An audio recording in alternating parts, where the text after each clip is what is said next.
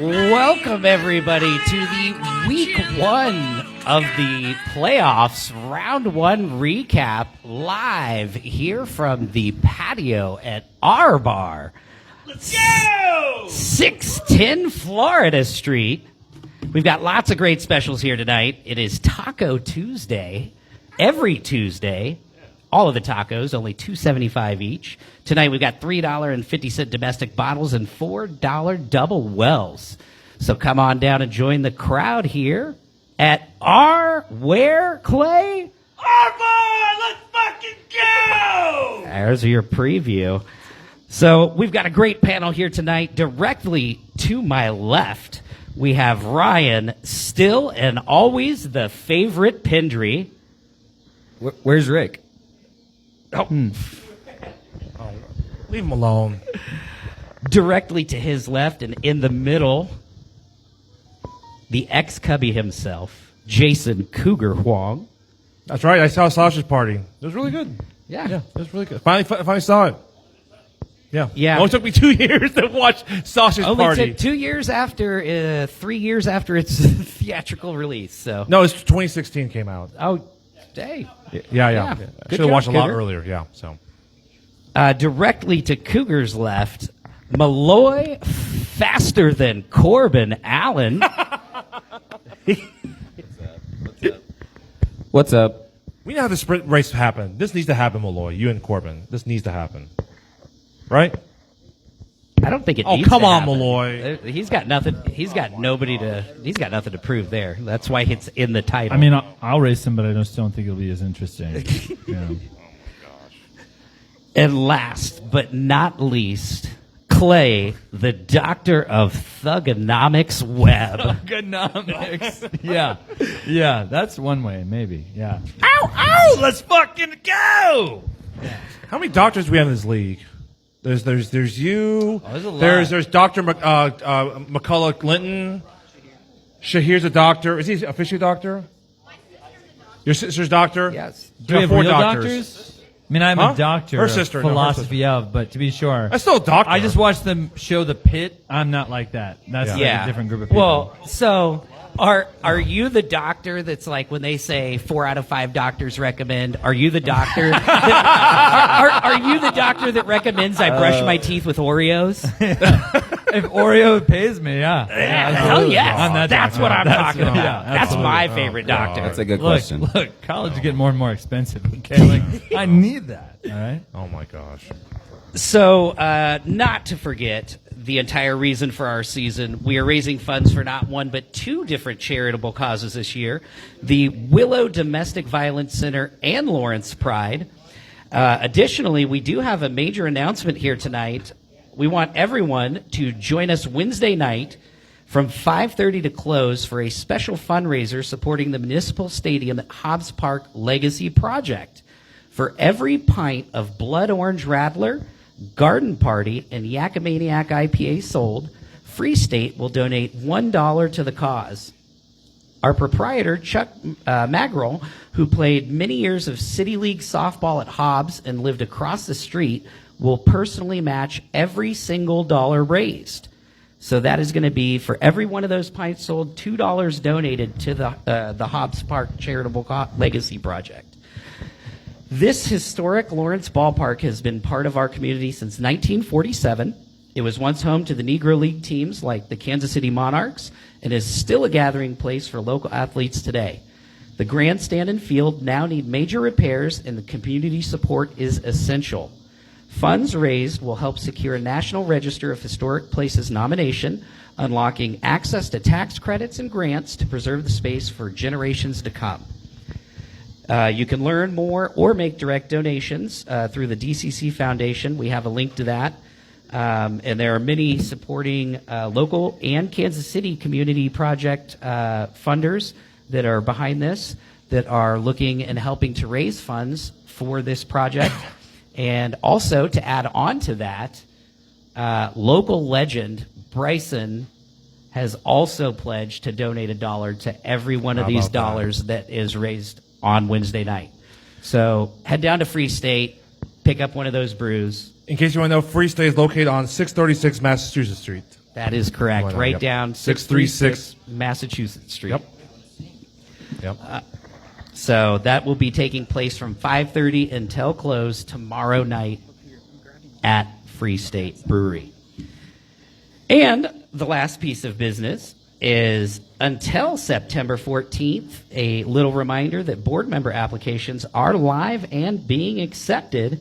You can find that application link on the KVKL group page.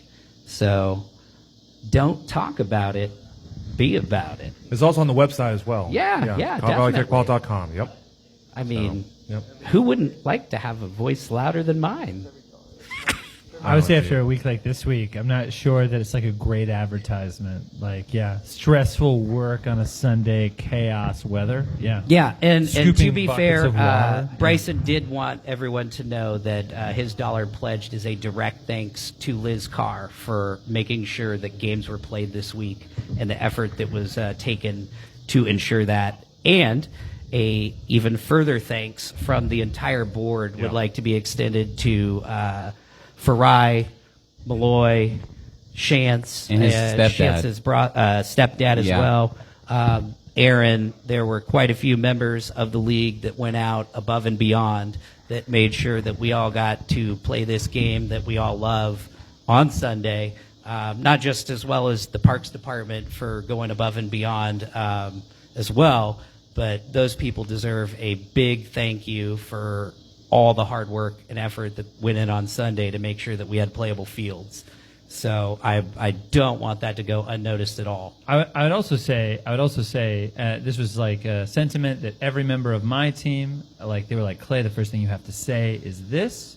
And I suspect that I don't just speak for our bar, that all the hard work you all did as the board to get all of that organized. We were like pestering you and like, what's going on? Like, thank you for all your hard work all year, but like especially thank you for all your hard work this weekend. That was a lot.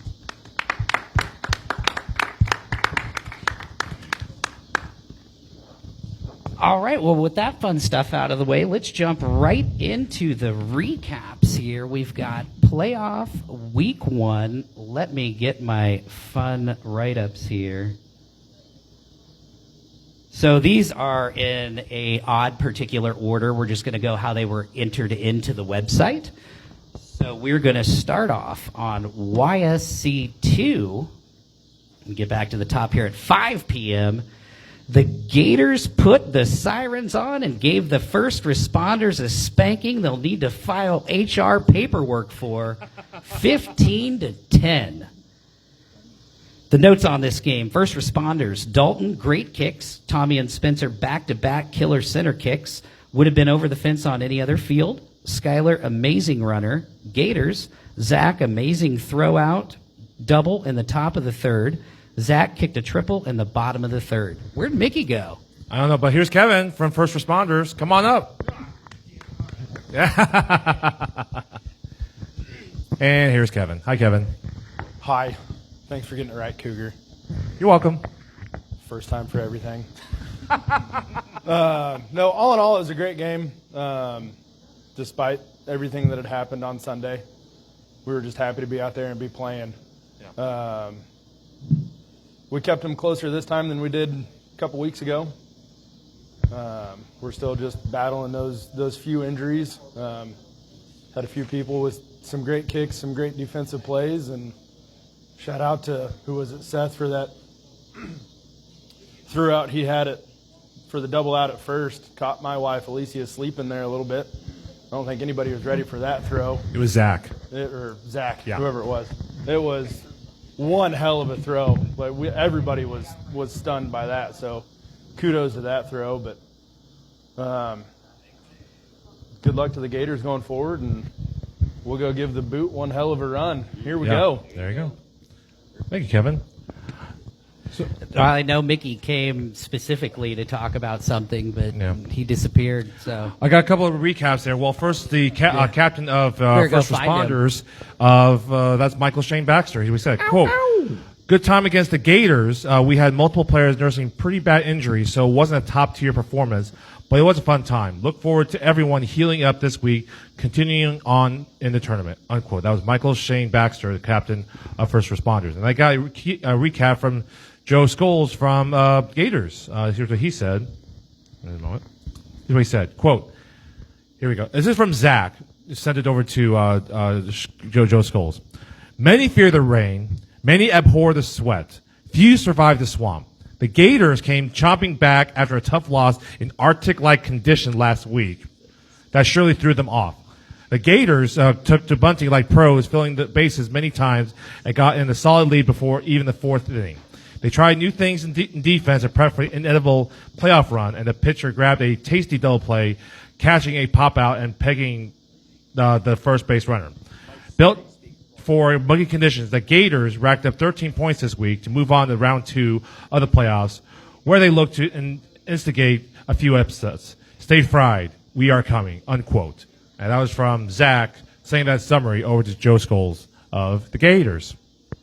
Good Lord.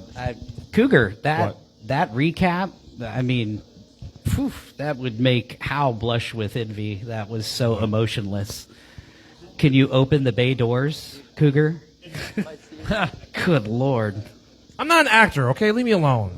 First No one responders- has ever accused you of that. First Jesus. responders respond first. I happen to know for a fact that there are a bunch of excellent kickers on the Indeed. first responders. So let's put it out there. In this boot competition that's about to happen right now, first-year team, watch out now. Indeed. Watch out now. Hopefully you guys stay get healthier there next week there, Kevin. So, yeah. YSC 5 at 5 p.m. The D-holes stuffed the Harpies so full they had to call the mercy rule to end the suffering. 31-15 in the 8th. Damn. Notes on this. D-holes, Amir ground rule triple in the first, called for run rule after 8. Harpies, Ellen RKI double in the second. Alex, great kick out at third in the fourth. Kyle, home run, 1 RKI on the 7th, over Bickle's head. Aaron out on fouls in the 8th. Aaron's buying a case of beer next week. That's what I read. Yeah, that was actually really unexpected at the end to end the game.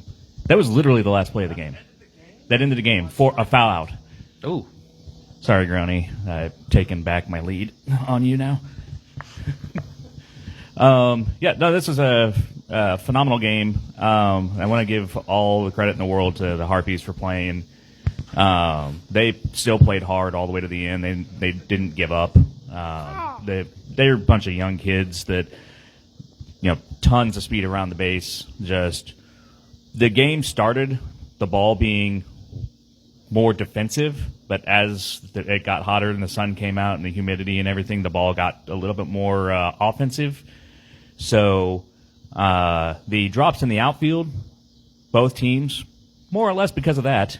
We just took a larger advantage because of it.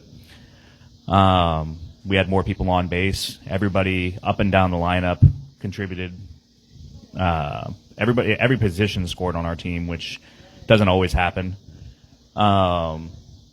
To point out some individual performances in this game,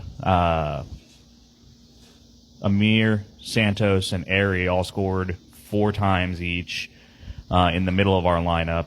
The bottom half of our lineup also scored 10, 12 runs or whatever, which is, there's no drop-off now.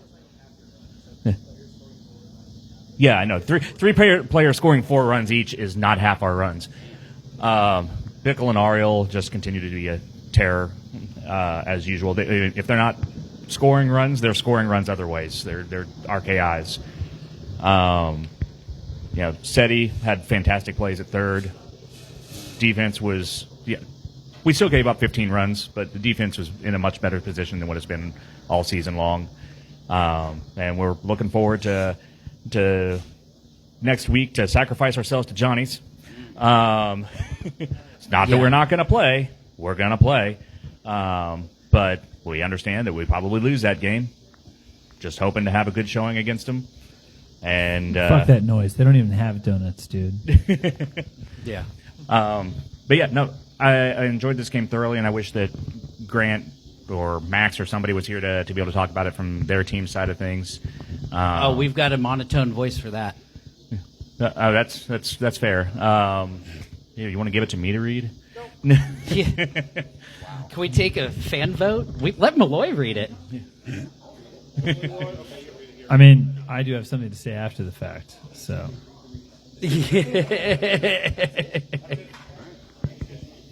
It's one. Yeah, it's got his This is from porno Stacy blinder on. from Harpies. Go on, Ray Malloy. She said, and I quote, "Haha, no, we look like a reel from America's Funniest Videos or the Bad News Bears. I don't know which one is worse." Unquote. Unquote. That's leave it to Stacy to bring levity. Yeah. You know. So I know, just as an aside, people talk about us throughout the season, getting run ruled by Harpies, getting run ruled by Sword, getting run ruled by Johnny's. I was saying, I think Bryson was throwing a fit on Seth's last poll for you guys being ranked above Harpies, and then look how that played out. Yeah. Remember that playoff D-holes are different than regular season D-holes, and there's a reason why we've historically been the gateway to the top 10. When we have all of our players, 4 letters, 1 word, Amir. and adding Amir. Hey, look, adding Amir allowed me to go to the 10 slot. And it sounds like a weird thing because I've been the 4 slot on our team for so long. But you add his speed at the top of the lineup, and now you have my mechanics and knowledge to help with, when we have Sam and Corey and whatever 8 slot lady we have that week, whether it's Kelsey or Amber or Bernie or Haley. I'm now responsible for the second part of the platoon, and thus we don't have a drop off in the second half. Really, it helps immensely. We did it a couple of years ago when we had Hathaway still, and it really picked up for us at the end of the year. But now we have that same acceptance. Hey, this game's not about me. It's not about my stats. It's, put me in the 10 slot. Let me do my thing with the bottom half of the lineup. Let us get going. Then work on it, have our defense clicking. We were going into the playoffs. We were already the 5th rated highest scoring offense. So we did some stuff right through the season. Just had a few bad weeks where players were out, players are injured. Was there any time during the game where Harpy's younger core kind of showed their inexperience and adolescence approach to kickball, where you guys are more mature and more experienced? Could you see that night and day difference? There was a couple times that the ball got whipped around a little bit, but to be fair, we did the same thing too. Okay. We chased them a few times to them getting triples. But I mean, honestly, not terribly so. They still have a lot of veterans on their team. Grant and Luke, and having Stacy on the team, Kat and Brian, Sam and Emberly. Yeah, they've got a lot of experience on that team. Dre, Elliott, not so much Owen. Owen's been around for a little bit now. I mean, they're younger, but they play above their mentality, above their age. They've been around the league for so long. They know what they're doing. They're just they just need to optimize the talent that they have. Like they have like you said, they have speed, base running. I watched them play walk, so they have legs. They just need to pick an identity and stick with it, and then just continue to trim it. And I think they'll be a top team for sure. Yeah, and they were fully capable of doing the same thing that we did to them, which is why we never took the foot off the gas. Right. It's obviously they put 21 on us earlier this season. They're fully capable of doing that to us again, even in just a handful of innings. So I mean, this is one theory of the case, but an alternative theory of the case is that Stacey Alvers is the heart and soul of that team. Okay, and she's a Prairie Park elementary teacher. And she's moving from 5th grade teacher to being the science teacher, which is a big ask. I mean, the first day of school is tomorrow. Where's her head? Like, is she motivating the team as she's supposed to be? Maybe, maybe not. Maybe some balls aren't caught the way they're supposed to be. Maybe people aren't running. Who's base coaching? Is it Stacy? Is she thinking about experiments for 1st graders, or is she thinking about base running? I don't know. Okay, and I just think, if this game happened next year, after Stacey Albers had science teacher under her belt for a full year, like, who's to say what would happen? Do you also believe in Bigfoot? I believe in the Epstein files. Okay, that's her. Yeah, release the files, motherfucker. Release the files. Release the files.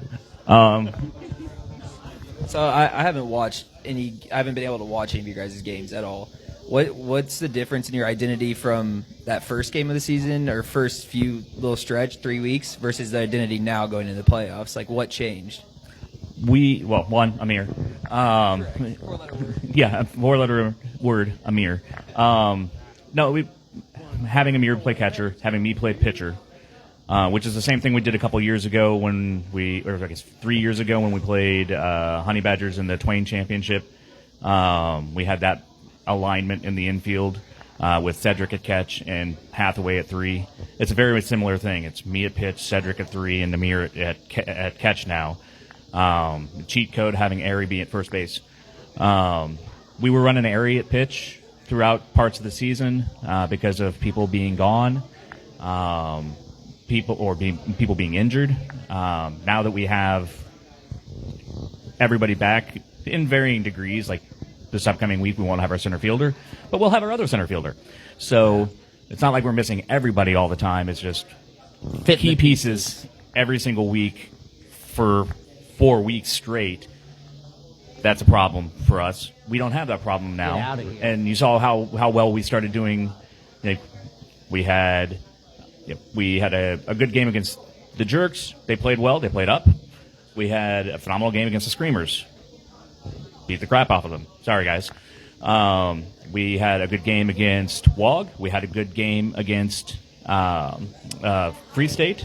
We had a great game against Woost. One-run games in all 3 of those last ones. Even the Jerks game was a one-run game.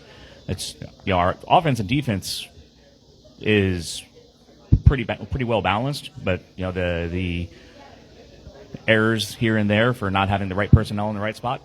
That's kind of what cost us games this season. We very well could have been up in that 12 seed if we had beaten WOG and beaten Free State instead of being in the 17 seed. So. Well, I will tell you from experience that beating WOG and toe pokes doesn't move you up any higher. So that's unfortunately accurate. So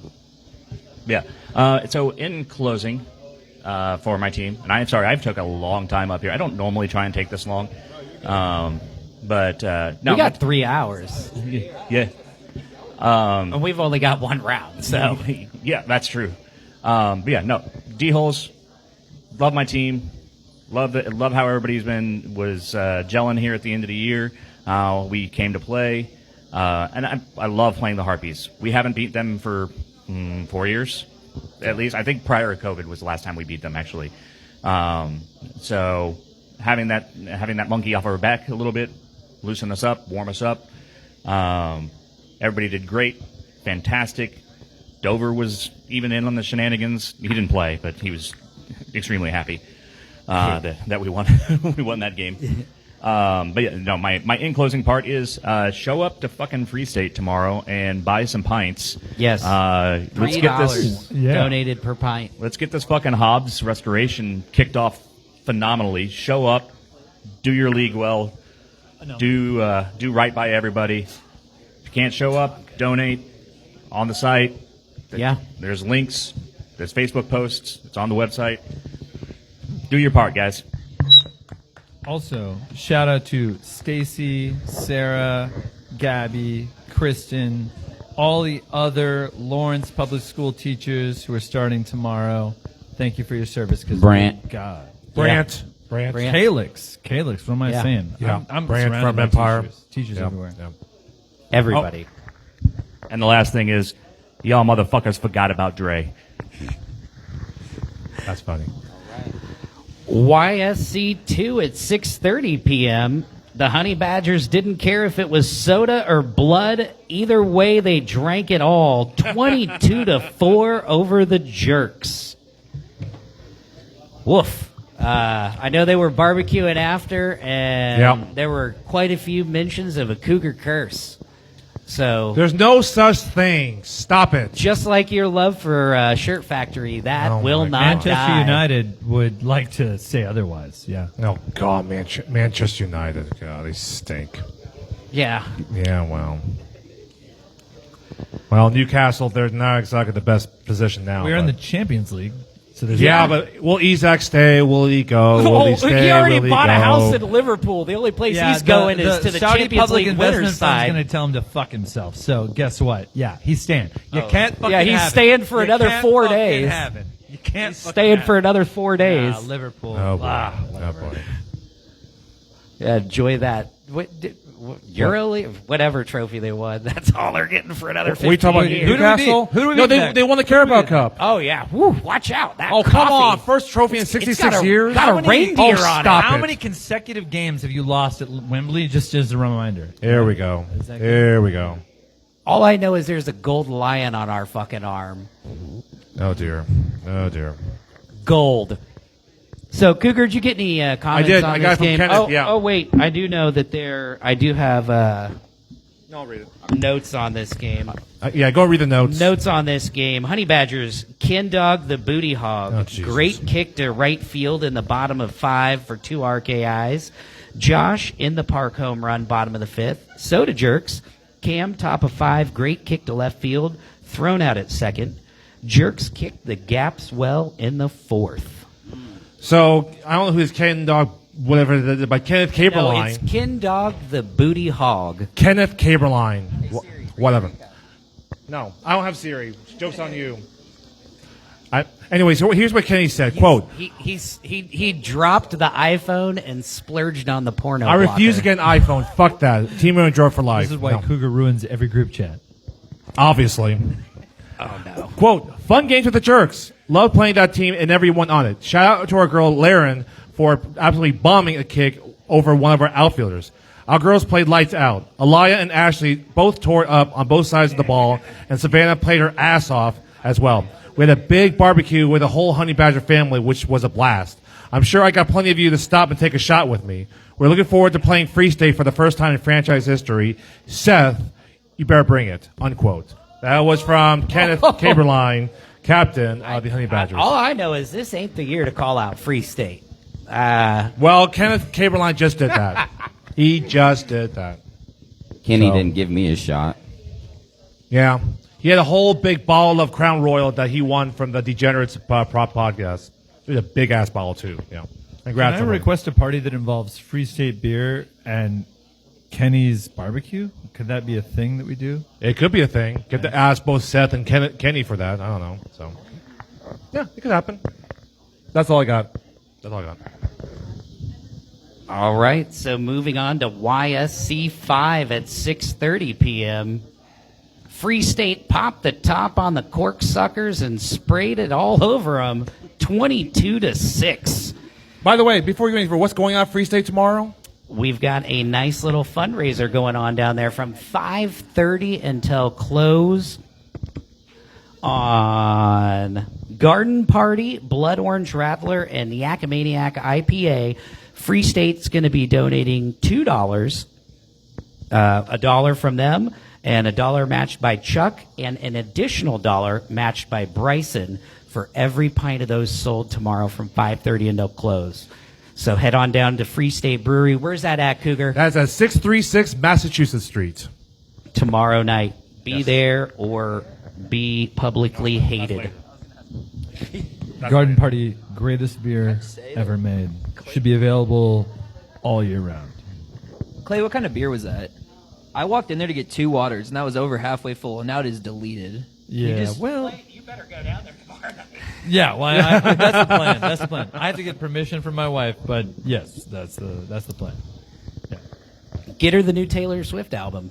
absolutely. Pre-order Isn't it. that- was it coming out? It's not coming Well, out. it's pre-order. Oh, okay. I got the vinyl last night at midnight. 12, 13 No, actually. No, so we're Swifties. We're Swifties. kind like of that. a big deal. That's Travis Kelce's girlfriend, future wife. Let's go. Well, I mean, he's Yeah. Mr. Swift. is That's what- fair point. That's a fair point. Let's not get it She wrong. is There American is royalty. one breadwinner in that She is a national relationship, fucking and it is treasure. not Travis Kelce. Only one of us has been at an Australian conference called the Swiftposium. So That is Yeah, yeah. completely correct. So the notes on this game: Corksuckers, Ben, great first inning. Free State, Rex home run in the first on a bunt. Oh, Ben with a great kick pass to get. Oh, this was play of the week, by the way. Yes, it was. I do not know the timestamp on this. I do not know if you guys have watched this game. I saw it. Is it on Facebook? Oh, it may not be. It may not be, no. Cougar, I know you've got it on your phone, so go ahead and show Malloy. No, I don't have it on my phone right now. Yes, you do. It's in the group chat. Okay, hang on. Okay, I know hang you on. have it in your phone. Hang on. So, Ben with a on. great kick pass to get Aaron out on a bunt. This was the play of the week, hands dang down. on. Go and watch it again. What a play. Morgan. Exactly. Why is it not working? God dang it. Now play it. Will this make up for it? Yep. Here. Now Sorry, you watch we're it. getting some Now early you watch cuts it. up Play it, here play it. on the Cool on the play. panel, sharing some behind the scenes Podcast, audio medium. I mean, I actually Impressive played play from against third. Rex when we played Free State, and dude's a hell of a bunter. Keeps a running stride when he bunts. Hard to throw out. It says that he got a home run, so it looks like they maybe were throwing the ball around trying to hit him. I don't know. That's just what it was? Okay, yeah. So he's a great bunter. Super hard to get out, so I'm not surprised. So I got a recap from Sen Sanchez, from the captain of the Free State Growlers. Here we said, quote, Ben from Corksuckers had a first inning of the ages. RKI ground rule triple with 3 fouls against him, and then a kick out from third base on our fastest player, Aaron, on a bunt. We couldn't get Clint out. We scored half of their runs. He scored half of their runs, I believe. Cork is live to make a run to the plate, unquote. That was from Seth Sanchez, captain of the Free State Growlers. So there. But yeah, so what a start by Ben from Corksucker. That's amazing. So that's all I got. For context on this, because I reffed, the kick out by Ben, I mean, it's an impressive kick out. It is against their fastest player. It's a catcher's ball where he kicks it from. Yeah. The catcher didn't even bother trying to come out the box. Ben made that play in a ridiculous fashion. Thus, Crazy. Definitely the play of the week, if not last several weeks. Do you know what what the score was when that play happened, or like where we were at in the game? Corksuckers were up, I think, 3 or 4 to 1. Oh, my. Or 3 to 4 or 1 at that point, because Rex had just scored. Nice. Okay. Yeah. all right. So by my edict, with the field reassignments, this is going to be Invictus Fitness Field, Holcomb left at 5 p.m. Oh boy.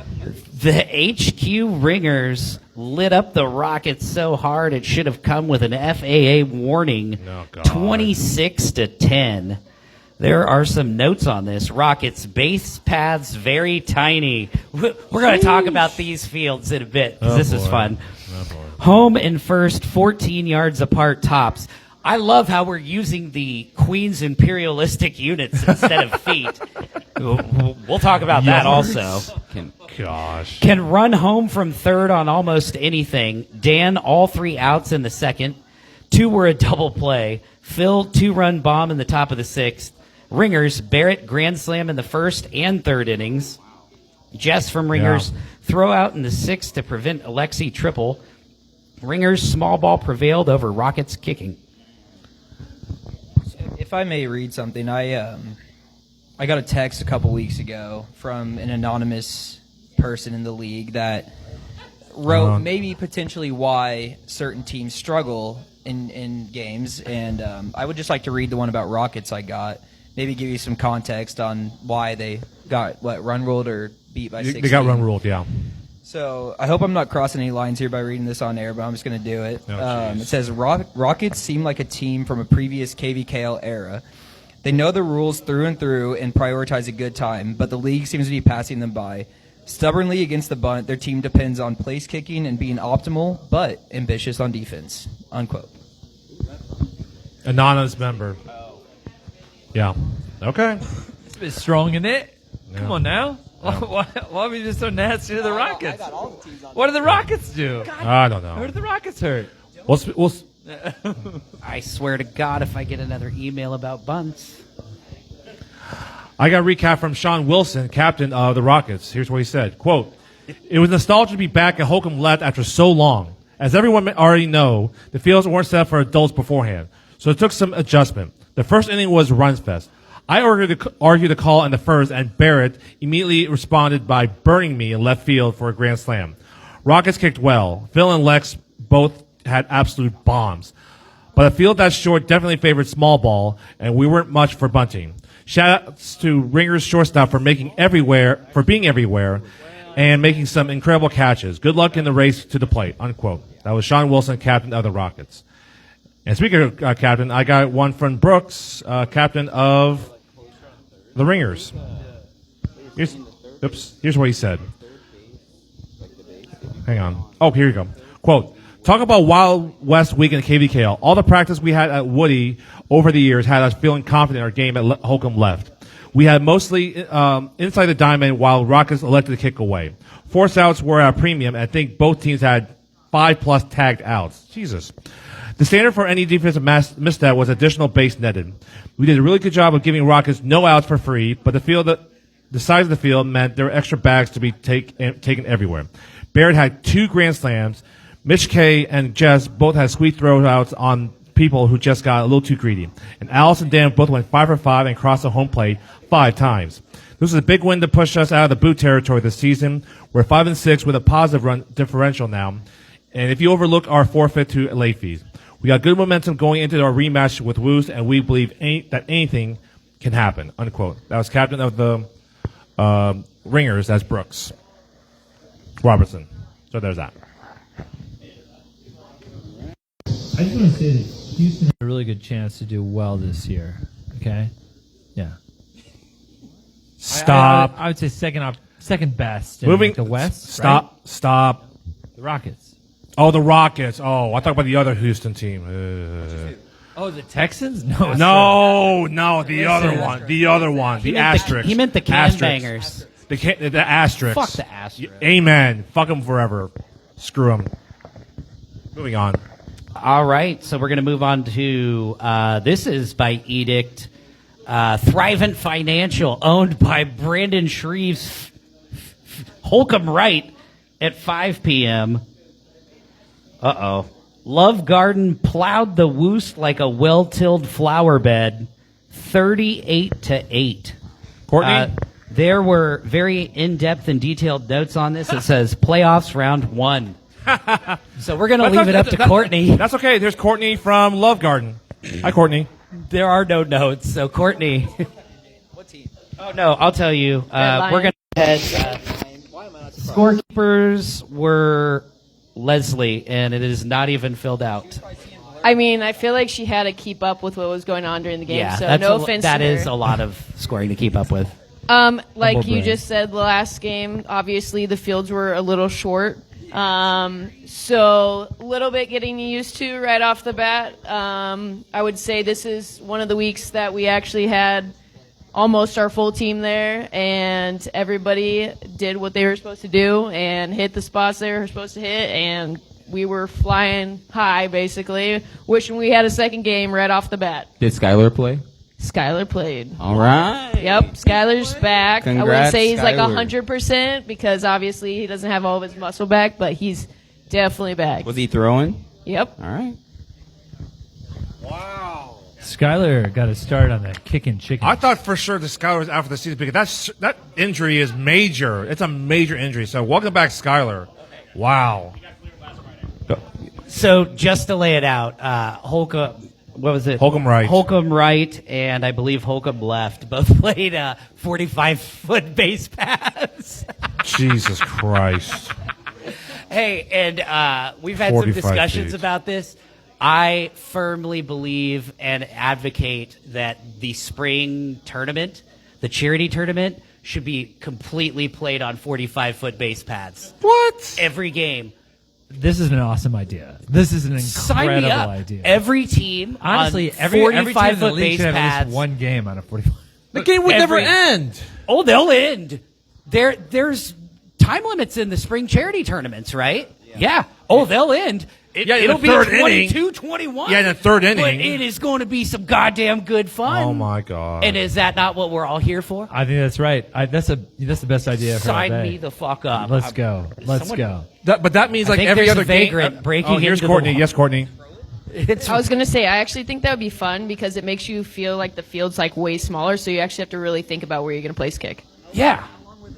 That's 3 votes. I think that's 160. quorum, right? Like Yeah. we got Very it. short. That's it. We're So doing it. I think Holcomb Wright is Wright's 164, and then It's kinda 180.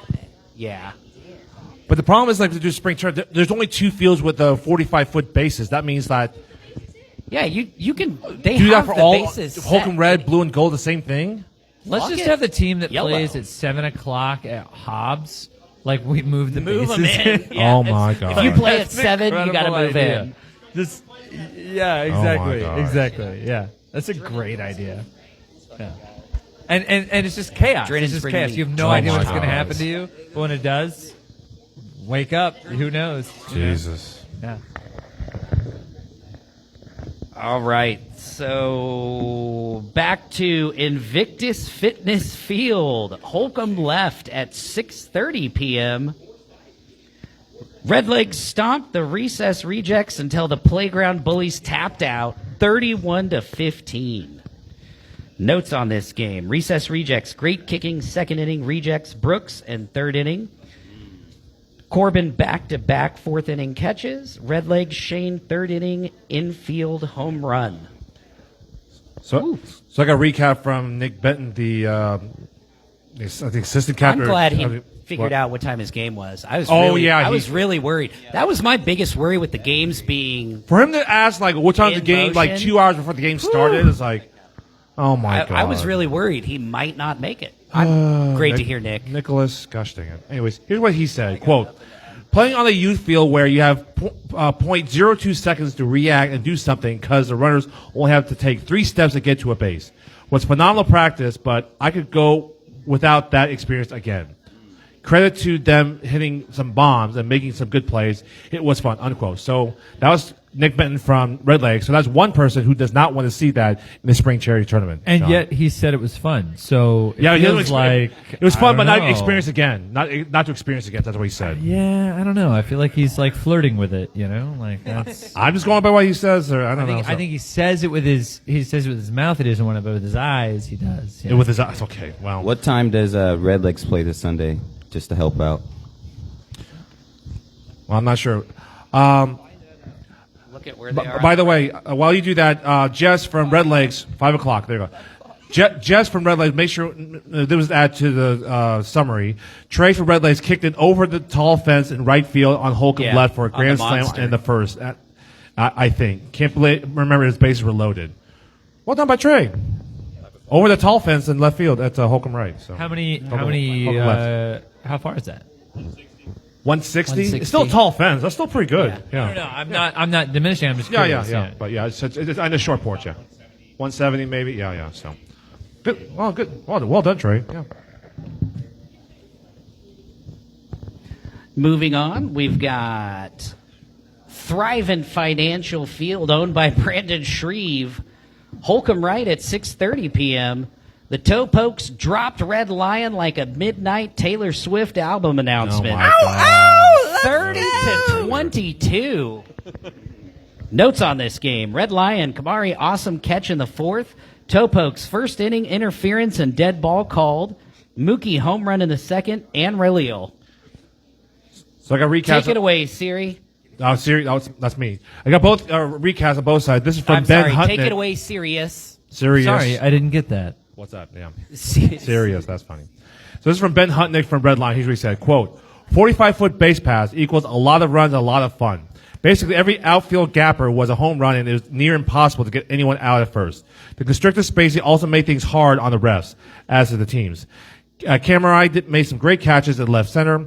Kept it close a bit, but Pokes' speed and some good deep kicks won the day. Great job, Pokes, unquote. That was from Ben Hutnick of Red Line. And I also got a recap from the captain of Toe Pokes. That was Aaron Combs. Here's what he said. Quote, very fun game against Red Line on Sunday on the smallest infield I've ever played on.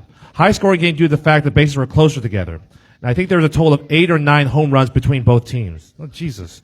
I was pleased with our offensive performance as we executed well. We found gaps and kept the ball away from our lead runners consistently. Defensively, we played well, even though the final was 30-22. We had a chance to end the game in the 7th inning, but an ill-timed pop-out that didn't score the runner.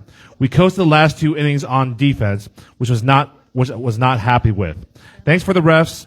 I know there were some heated times during the game, that I appreciate them for being out there in their time. Also, shout out to those folks that got those fields ready and went above and beyond expectations to make games happen. You're awesome, unquote. That was Aaron Combs, captain of Toe Pokes. So, 22 runs is crazy. I have a question. So, yeah. It's been a long time since I played like in the Friday League with the bigger ball. Is it like if you have a bigger ball, is it harder to kick it out and stuff? Oh, Like, yeah. Oh, yeah. yeah. So if you played on the tiny field, like just thinking about the spring tournament, right? So they play on the tiny field, but they have to use the bigger ball. Idea?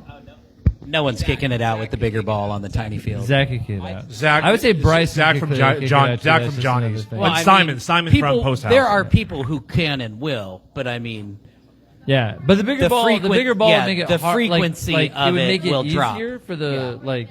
At Holcomb, the short fields. It'd be harder to field. Clay. That's not true. That's not true. DeAndre Oh. from Red Legs kicked a grand slam over the fence. yeah, other side. Okay. He was saying on the short fields with a big ball, could you kick one over the fence? Yeah, I was just saying. Like, I would mean, it make there are a it- few would it- people that would it- could, but Yeah. Probably not, no. Okay. No bad ideas in a brainstorm. Okay. any port in a storm? Whoa, sailor, calm Oh, down. well, no. No bad ideas Oh, okay. in a brainstorm. I thought you were just horny any posting pork in like a storm. Cougar. I mean, who can say? Like we had a lot of storms lately. A lot of pig farms around. Who can say? I don't know. Indeed. Some of the old schools that have closed turned into farms. Exactly. That's a fact. Mr. Brownie Boy? That's wild. Mr. Brownie Boy. Okay. We'll get them later. So. Moving on. Or did you have any more recaps on that game, Cougar? Nope, negative. All right. YSC 6 at 6:30 p.m. The ghost haunted the Bald Beavers so bad they needed a medium and a fresh wax. 20-5. The notes on this game. Ghosts, great triple in the gap by Deshaun in the 6th. Only one recap. That was captain of the Bald Beavers. That's Andrea Chavez. What she said, quote, "It was a fun game even though we got run ruled. They had a really good game and we made many mistakes that cost us greatly. Thanks." That was it. Unquote. That was that from Andrea Chavez, captain of the Ball Beavers. Is this still the good Cougars, Sean? Or where Oh, we at yeah, on they're that? still the good Cougars. Oh, shit. I mean, we're getting further removed from that DMZ line. Oh, my gosh. They've grown their own, grown a fresh pelt and gained their own identity. So what's KBC trying? Still the North Korea, naughty Cougars? I mean, with all the fur trapping going on, they're more French than anything at this point. Fur trapping? What? There's no fur trapping in North Korea. Well, never There's mind, other trap- Cougar. That went over your head. Everything goes over my head. Yeah, whatever. Don't worry. Whatever. All right. Moving on, YSC 8 at 6:30 p.m. Wog edged our bar in a one-run thriller that left everyone needing a cigarette after a Ryan Pendry rub and tug. What the? Ow! Oh, shit. Ow! What did you say? What? The rub and Be because Ryan missed the Pirate podcast because he was busy. I'll just go He ahead. was at work, okay? Oh, Leave he him was alone. working something, all right. Oh, my gosh. Will you leave Ryan alone? Leave Matthew alone. Come on. So how do we start here? We both played. So what's up? It's your show, bro. Well, you want to go first? Or? No, you go. You go. Okay. Incredible game. Let's say at the outset, thank you so much for the guys from the Screamers and the guys from Sacred Sword who reffed, because that game went on forever. Yeah. And there was a lot of bang stuff happening, and there was a lot of like tension from one of the teams. And you know, it was a lot. It was a lot. So thank you so much. My assessment would be that the R-Bar defense for the first 5 innings was fucking insanely bad. Like, wild. Balls that never get dropped got dropped. Stupid shit was going on. Like, we were throwing balls at people for no reason. It just utter chaos. Now, you know, I only say this because I've been asked to, okay? Like, I'm merely the captain of my team, okay? And so some captains, they try and drive the ship. I like to be a captain that listens to my crew, okay? And so, you know, Brian Johnson would have it known that we have screenshotted it. He, in fact, was touching the base at home when the ball hit him. So that is, in fact, a score that would have led to multiple people scoring, and we only lost by 1, ergo. But look, bang plays. They happen all over the place. Also, I guess, like, and this is actually a bigger thing to be more serious, and I would like to get everyone's sort of insight on this. My understanding is that, like, and to be sure, I have fed the rules to fucking AI, and I am fucking sure. So my understanding is not trivial. Look, these are the facts, and the facts are these. These are not baseball rules. You all have the wording in the rules very clear, okay? And you sent an email out about this, okay? If you are on the base, that is interference. So when Sam is running to third and the fucking third baseman is standing on top of third base and hugs him, that is interference. 100%. Yeah, that is interference. 100%. And that should be called as interference. I wholeheartedly agree. And the reason I'm irritated right now is because that gets called against us. It didn't, but though. Not in this game. Not in this game, it didn't. No, but Twice, when it happened in this game. Oh, dude, I ran into people on. Look, it happened all over the time. Like, so it happened both ways. 100%. But I guess in other games, Which is why I agree with you. In other games, other people are super resolved about how they call this against us. And then in this game, it was just like willy nilly all over the place. Like, what is not interference? And look, I think that the board, and I guess I'll submit an email. God knows if it'll be read, but like, oh, it gets read. Yeah, Trust me. You need to add extra language to this rule that's like, on the base is the base path, okay? If somebody has to pull up to not run into someone on the way to third when someone is standing on third, that is interference. It is not a question of could the person have rounded third. If they're being hugged while they're on third. That's written into the language currently. And I mean, you already said that, though. Well, you understand yes. I agree with you. We both understand that. It was a misinterpretation of that. the rule. And what I would say to you is this. That needs to be resolved. You need to add extra language because apparently there's a lot of confusion about this. This is not our game. And this is not, I'm not hating on the refs about this, okay? Because our game is not the only time that this has happened to us this year. Like, where I'm having a conversation, it's like, that is interference. Oh, 100%. You know?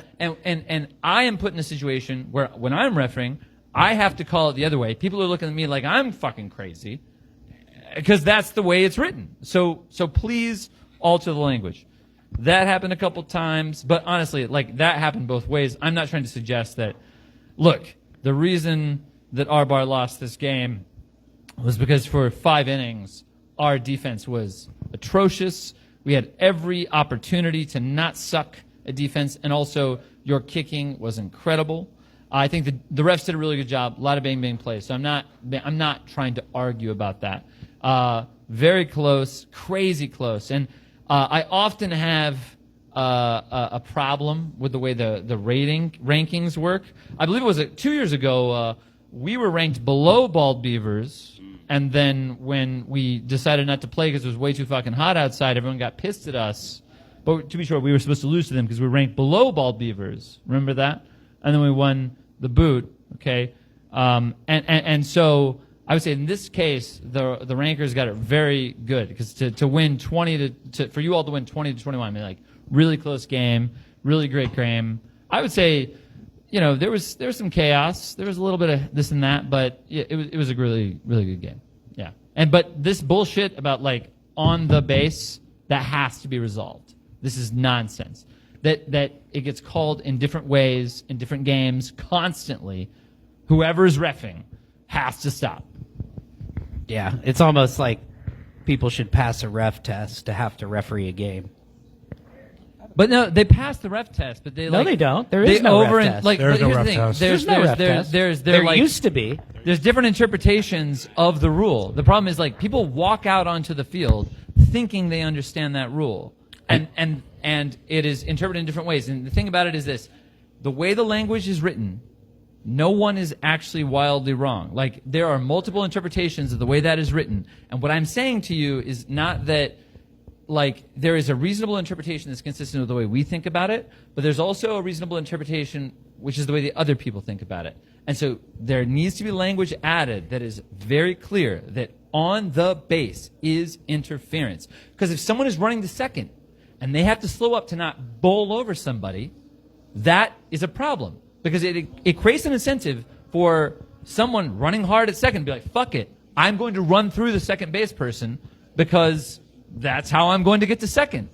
And that's ridiculous. And it is not clear, and it's not obvious, and it puts people in a situation where it's, like, open to interpretation. I would respectfully say you need to write the language so that it is not open to interpretation. I think one of the issues is because it's subjective with some of the rules, now you're in discretion territory. And discretion is not consistent because everybody's different. So, like the first base interference rule, people are calling it the first baseman reaches over to the foul side to grab a ball before the runner gets to the line, it's still out. And then some are saying, well, if he doesn't make contact, even though the runner's past the line, he's still out because he got out of the way. You know what I'm saying? So it's like, we got to go back to the black and white, and then once we understand the black and white, make it consistent for everybody who refs, because once we join in the consistency, it's understood. But because it's subjective, like he's saying, things just change because refs are different. And he also said, like, some people don't know what they're doing. Some captains are sending out their worst player to go ref because they don't want to ref. I've seen that shit. So it's like, try not to make things so subjective so we don't have to use discretion, and make it more black and white, and we just stick to that. That's my opinion on that. Fair enough assertion. I mean, I have a few takes on the officials. I run them into the ground. There's no point in parroting myself, mirroring the same things over and over.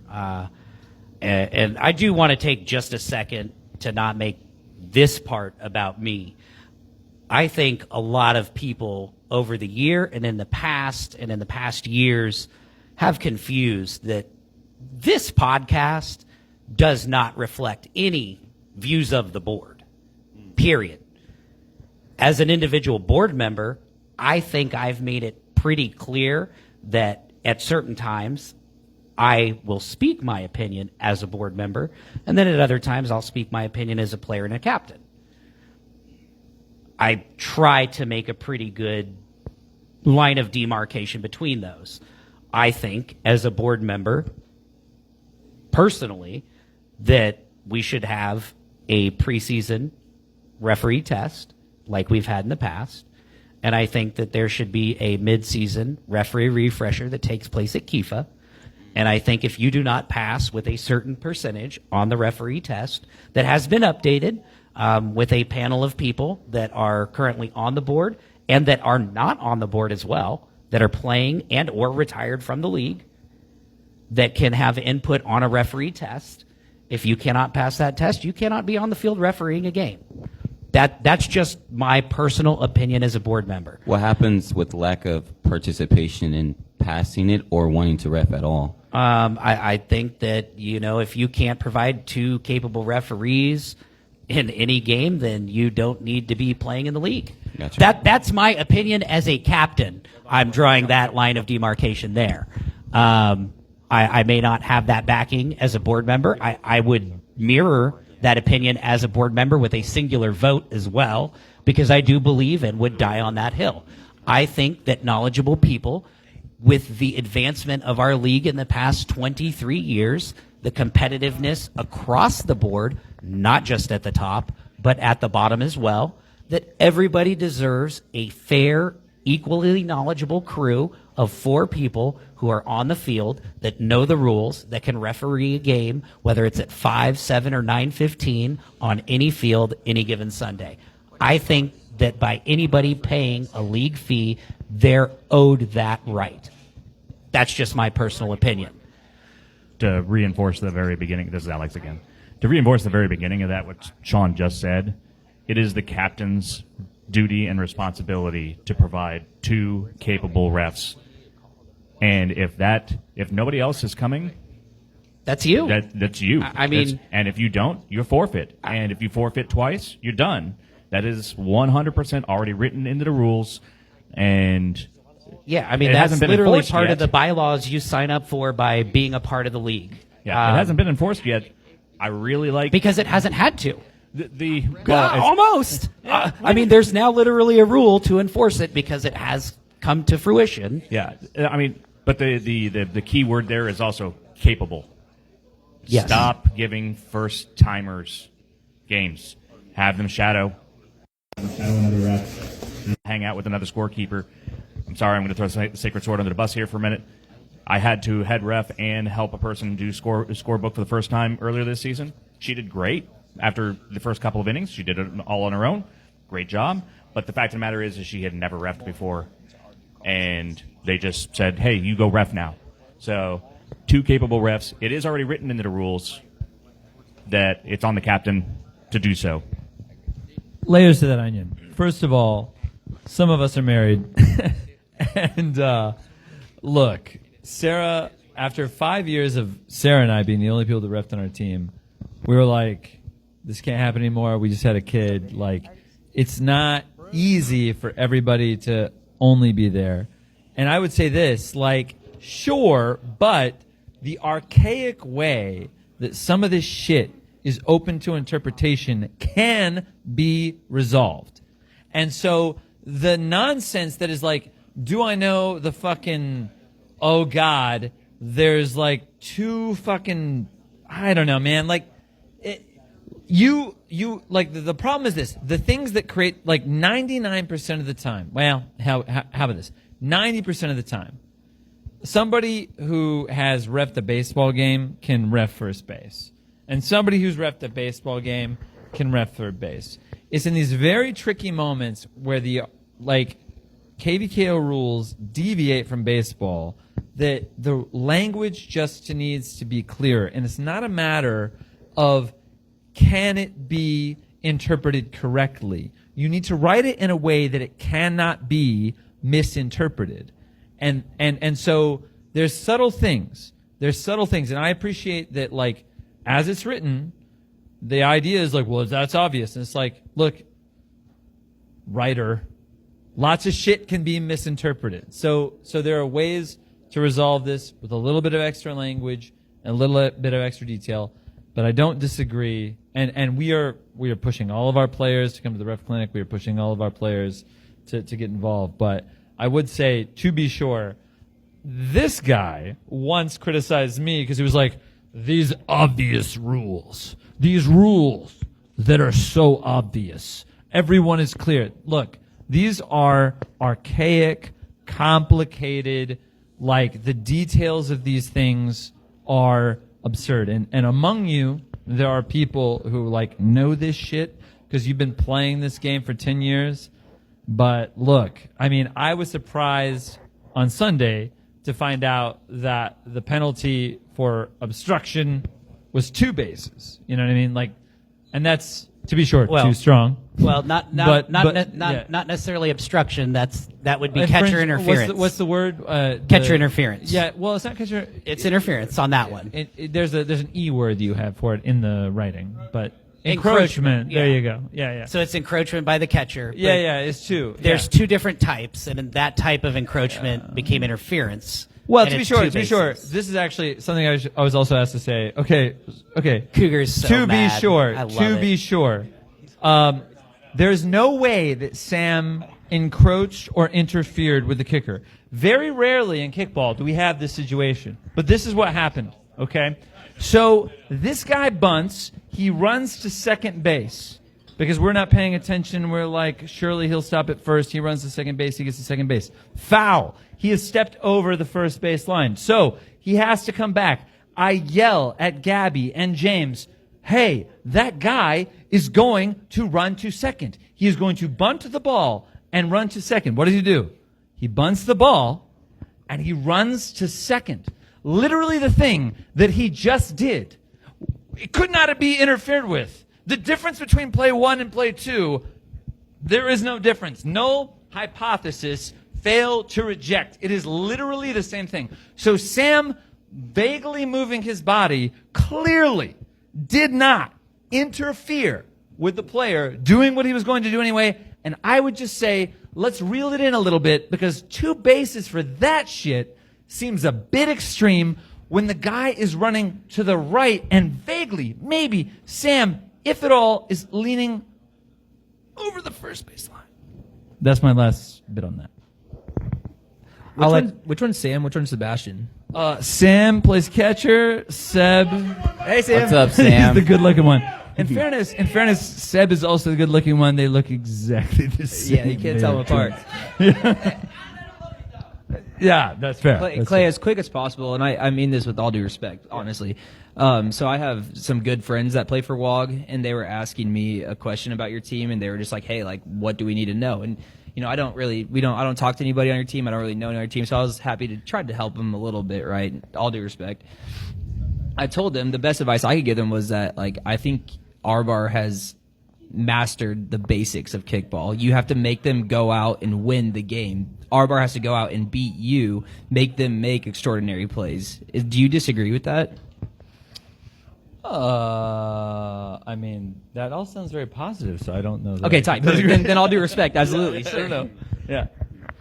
Yeah. Go ahead and read Bryson's recap. I got Bryce's recap. It's a long one. What we're talking about. Go ahead and get your.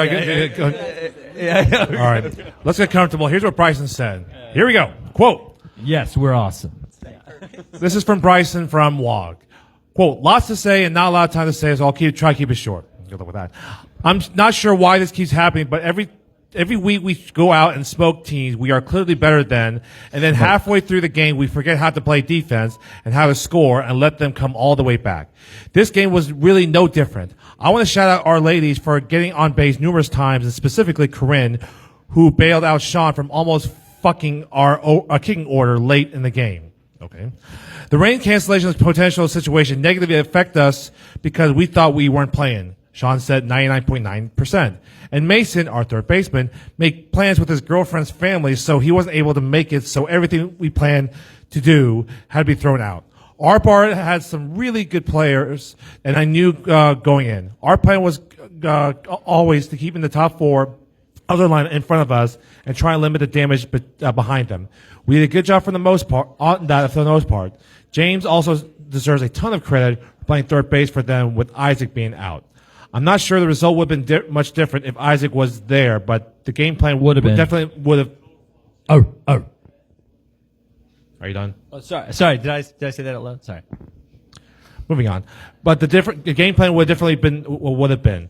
We probably should have lost in all reality due to how bad our defense played down to the stretch. But thankfully in the top of the 9th, they got greedy and tried to kick away with tying and leading runs in scoring position instead of letting the best player on their team be the one to kick away. All in all, it was a great game. I had fun and was glad to win.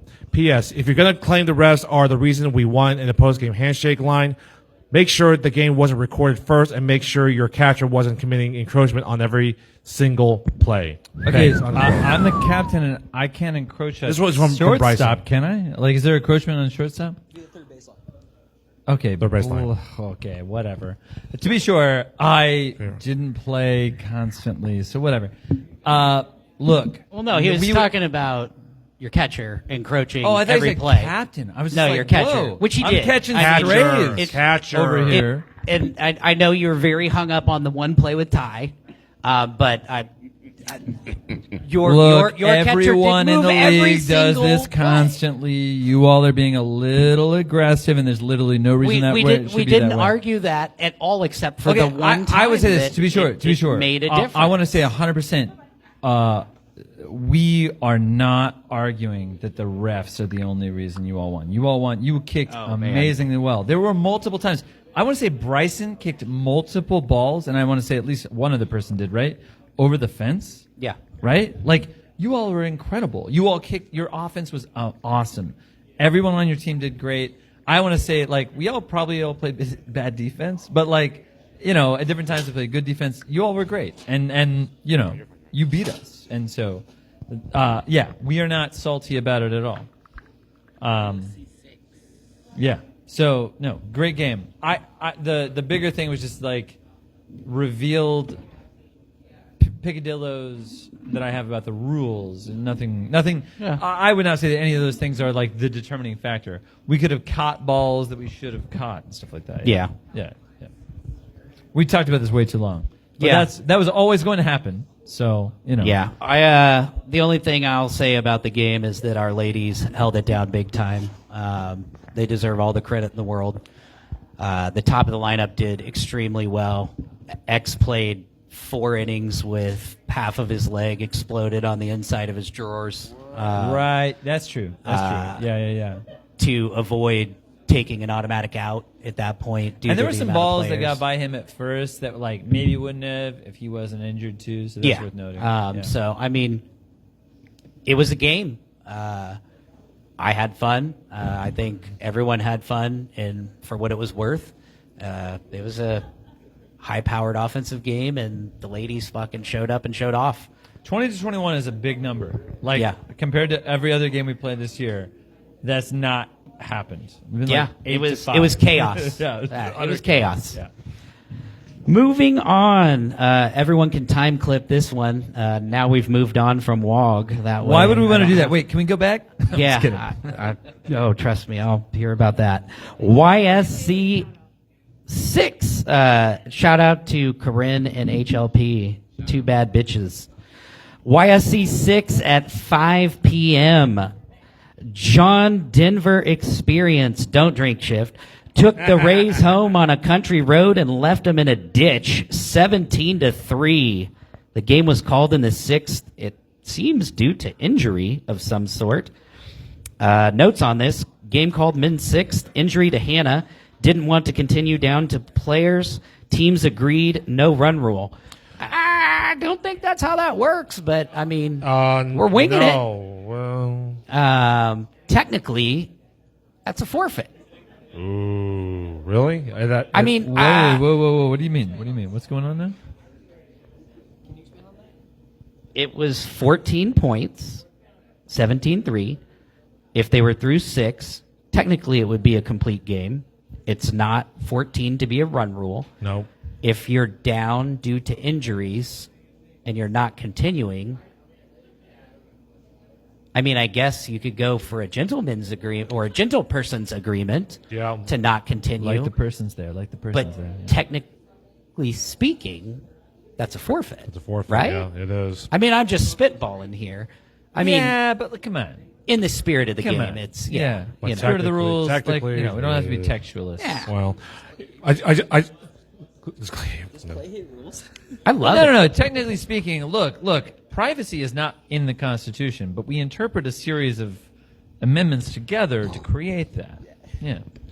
Anyways, we need a constitutional convention. That's what we need. Yeah. Anyways, I got a recap from Avery from John Denver Experience. Here's what we said. Quote, our offense continues to roll. Game ended after an injury to Hannah Vernon. She came down hard on her knee after trying to dodge a throw. I hope she's doing okay. I wish the Rays luck in the plate, unquote. That was from Avery, the captain of John Denver Experience. That's it. That's it? Yep. Oh, short and to the point. Yep. Nobody here to talk about it. Surprising. Yep. Denver's real YSC good. 8 at 5 p.m. Sacred Sword ran through the Screamers like a bad one-night stand. Quick, messy, and full of regret. Oh, my God. Ni- Oh, my. 19-4. Run rule in the 6th. I got a summary from Josh Hunt from Sacred Sword. Yeah, go for it. I intentionally did not write notes on this Yeah. because I refed in ScoreCap. But if you look on the website, best score sheet of the week. So believe it. tight. Look at that. Look at that text. Like, Here's, some people are really good at writing. Some people are I'm really not. good at writing. I'm not. Here's what Josh Hunt said from Sacred Sword. Quote, fun game, good to play, free and loose, nothing major to report, unquote. That was from Josh Hunt from Sacred Sword. That was it. And nothing from Screamers. That was it. I do owe Mr. Shipley one apology. Speaking of rules, there were a few disagreements. Backtracking for you, Clay. I was 100% wrong. Calix did not double kick in our game. But on every other replay that I viewed that I argued with David, I was 100% right. Anyways, I intentionally did not put down notes on this game. The Screamers ladies played brilliantly in this game. They really held down the team and kicked well. They played defense well. Sacred Sword, let me tell you, I asked for it last week. I got it. Sacred Bun is back. Yep. They stuck to There the they game are. plan. There They they ran it down their throats. They got their 15. They packed up their bags and went home. They came. They brought their business. They got it done with, and they got it done quick. They looked good. They looked tight. They came up when they needed to place kick. They got bases loaded. They place kicked. They scored runs. No. And No. they look good all around. Nope. Uh-oh. What? Uh-oh. What happened? Uh-oh. Yeah, it's dead. It's dead. Oh, we're back. Oh, Right. there we go. Back in the saddle again. Yeah. Yep, I brought it back. No. But no, Sacred Sword start to Oh, jeez. start It's in and out. It's In and out. It's in and out. Jeff, help. start to finish. Are these running on Duracells? I don't know. It just I don't know what happened. died in the middle. Uh-oh. Rolling blackouts. Rolling black. Brownouts. Brownouts. It's picking up on here. Hello. So, okay. Oh, shit. Sorry. Oh, shit. Okay. Hot mic. Yeah. Yeah, well, we try to figure this out. I would Okay, say there we go. All Watch right, the end we're of this back. game. Watch the end of this game. And ref Sacred Sword the week before. Sacred Sword is Yeah, we're good. serious. They It's are just the red white out. really, really strong. Excited to see what they do in the tournament. They're a lot of fast people. Yeah. Yeah. Like I said, top to bottom, great game. Everything they needed to do, they came in, Yeah. hammered it home, and got in and out of there quick. And they provide solid referees, you know? yeah. Yeah. Yeah.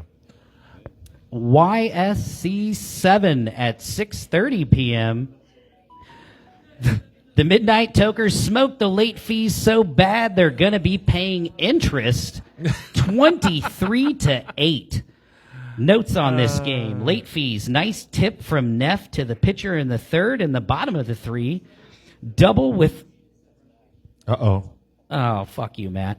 It's coming. Uh, It's working. It's all Double working. with the RKI from Styles in the sixth. Tokers, Jackson is back. Home run in the bottom of the third. Welcome back, Jackson. Huge kick to the outfield. Chase ground rule triple over the fence in the third. Nice two-run RKI kick by Barry in the fifth. So, speaking of So Jackson. playoff Tokers, they've been drinking some of Michael's secret juice, whatever the D-holes are on. They've been shooting it straight into the main vein. Well, speaking of Jackson, the home run, he gave me a recap of this game. Quote, shout out to late fees for being good kickball players and great people. I think everyone had a great, good time. We're looking forward to next Sunday, although we will not have Jaden and Vic because back to school and vacations. We should still have either 9 or 10 eligible players, but can't afford any injuries, unquote. And that was from Jackson Wagner from the Midnight Tokers. Well, welcome back. like a home run there against the late fees. That's all I got. 5 for 6, 5 runs scored, a home run, Yeah. a double, and 3 singles for Jackson. So no cycle. No cycle. Lots of Aw. singles, a double, and a homer. Single, double, Just home missed run. it with the There you go. triple. Okay. Welcome back, Jackson. Stay healthy. Oh, leave him alone. The chokers are terrifying. Ryan, I'm not saying that's it. a low blow. Ryan, People that's that a low blow. That's not nice. Kick on their team are so good. Ryan, stop it. Mr. Ryan, RNT knows about Ryan, blows. Stop. Stop. Yeah, he charges by the hour. Speaking of which, YSC 4 at 6:30 p.m. The KBC Tropics gave Jazz House a beach vacation in hell, 16-5. Now I know Mr. Rub and Tug himself is on the panel tonight, but we're going to get the inside scoop from none other than the backdoor bandit himself, Drennan Dolsky.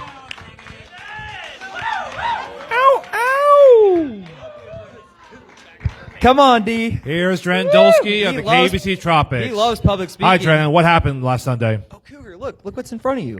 Why is Ryan even up here, honestly? All right. Calm down, Pube. Go ahead and talk. Yeah, so it's always a fun game playing against Jazz House. It's a lot of fun, win or lose. Glad we turned it around after the week before. Throw in a little spice. Come on. Don't be Mr. Yeah, Nice let's Guy go. right now. Come Let's on. talk. Come That's on, buddy. your You're on the job, guy. podcast. Let's go. I'm not getting paid to be up As here the like you. kickball turns. Come on I now. don't know. I don't know. It was a really good game. It was one of our best games we played. What do we do well, Hopefully Drennan? we can keep doing that. What do we do well? Everything. Like what? Kick, Pissing defense, excellence. So kickball, yeah. look good, looked attractive. Definitely looked Yeah, good. best yeah. jersey I- in the league. 100%. Yeah. I'll say the same. Yeah. You sir. Not a lot to go. That's cap. R Bar has the best jerseys because they say fucking R Bar. That's also cap. What do you want? Fucking. Like, where you fucking at, bro? Yeah. R Bar has the best jerseys. Cool. Continue. Yeah, continue, D. Yeah, keep going, buddy. I mean, that's it. It was a great game. No complaints. I don't know. That's all. What makes you the backdoor bandit? I don't know what that means. But I guess I've had worse nicknames, so I'll take it. All right. That's it. Bye. Wait. I'm What outta are here. the other names? What? Come on now. So that means he slides from behind and he does the bump and Worse than grind. the backdoor bandit. Come on now. No, I'm not. No. Oh, okay. Gotcha. All right. Maybe it's Goodbye. NSFW. Yeah. Thank you, Okay. Drennan. Thank you, Drennan. Can you read Rick's recap before? Oh, Rick's recap. Yeah, I got Rick's recap. Yeah. Yeah, I got a recap from Rick. Before I speak, I want to hear what Okay, Rick you had wanna to hear what say. Rick said? Yeah, Okay. good pal of mine. Here's what Rick from Jazz House said. Quote, Jazz House was demolished in all aspects of the game. I quit counting infield errors when we got to 14. KBC played a good ball control game. We didn't. Looking forward to playing in the play competition this Sunday. Unquote. That was Rick from Jazz House. Nice and easy, exactly. Quick question. What Yes. does KBC Tropics mean? KBC means Kickball Club. KBC. You know, Why Tropics? Tropics. Go ahead, Ryan. Will Ferrell. From Semi-Pro, the semi-pro. movie. Yeah. It was actually a basketball team that me and my brother played on in like intramural, like adult league, and we were like, "Hey, let's just make this our kickball name." Yep. Yes. Yep. That was really nice by Rick. Actually, there was an issue with the ball. We all agreed on the ball before the game, and then like the fourth inning, Rick wanted to air up the ball more. Probably realized his guys couldn't boot the ball we were using, even though it was agreed on. But no, it was a fun game. Everyone looked really good, and I love Rick to death. He's a great friend of mine, and he was calling us out from like week 5. He was like, "Yeah, I'd love to see you guys in the playoffs." And I was like, "Okay, Rick. I mean, we'll get after it." He actually called me the Wednesday before, and it was like a 45-minute conversation. He talked to me, and he said, "Yeah, man, our kids have gotten a lot better, and I think we're neck and neck with you guys. We have the better offense, but you guys have the better defense. And then We went up and put up 16 and beat them by 11, according to Rick. according to Rick. No, I genuinely love Rick, but as it showed, there's just a difference between teams. Experience mainly, honestly. Anybody else from the Tropics want to talk about this game? Anybody? Tyler Hill's looking at you. Tyler, Maddie, Colton, Morgan. What do you mean what? You'll have a conversation? You have a conversation with us. Come on up. Come on up, Mr. Hill. God knows I talked about my fucking game forever. So let's. Here is Tyler Hill of the Tropics. Hi, Tyler. Hello, Cougar. How can I help? I'll talk with you, Tyler Hill. What's your thoughts on Sean's dad's performance in the game this past Sunday? Sean's dad. Yes, Matthew. He left to get the milk at the convenience store and never shows up to the podcast. So he can't talk about his performance. Because he's the absentee for not showing up for the podcast. Why? How the hell did I know? He wasn't there. Just like the rest of Sean's life. He never shows up. This has gotten really dark. I don't know. Is it as dark as my real dad's coffin? Oh, no, my that's word. Probably a bit darker, but only because the worms are there. Yes. Jesus. But on a more bright note, I did see Ryan showed me his phone, and he showed me the group text, and we did have more breaking news that Drennan's nickname in the group text is called the Cream Reaper, because it doesn't matter if it's beer, wins, losses, or tacos, he's coming for it.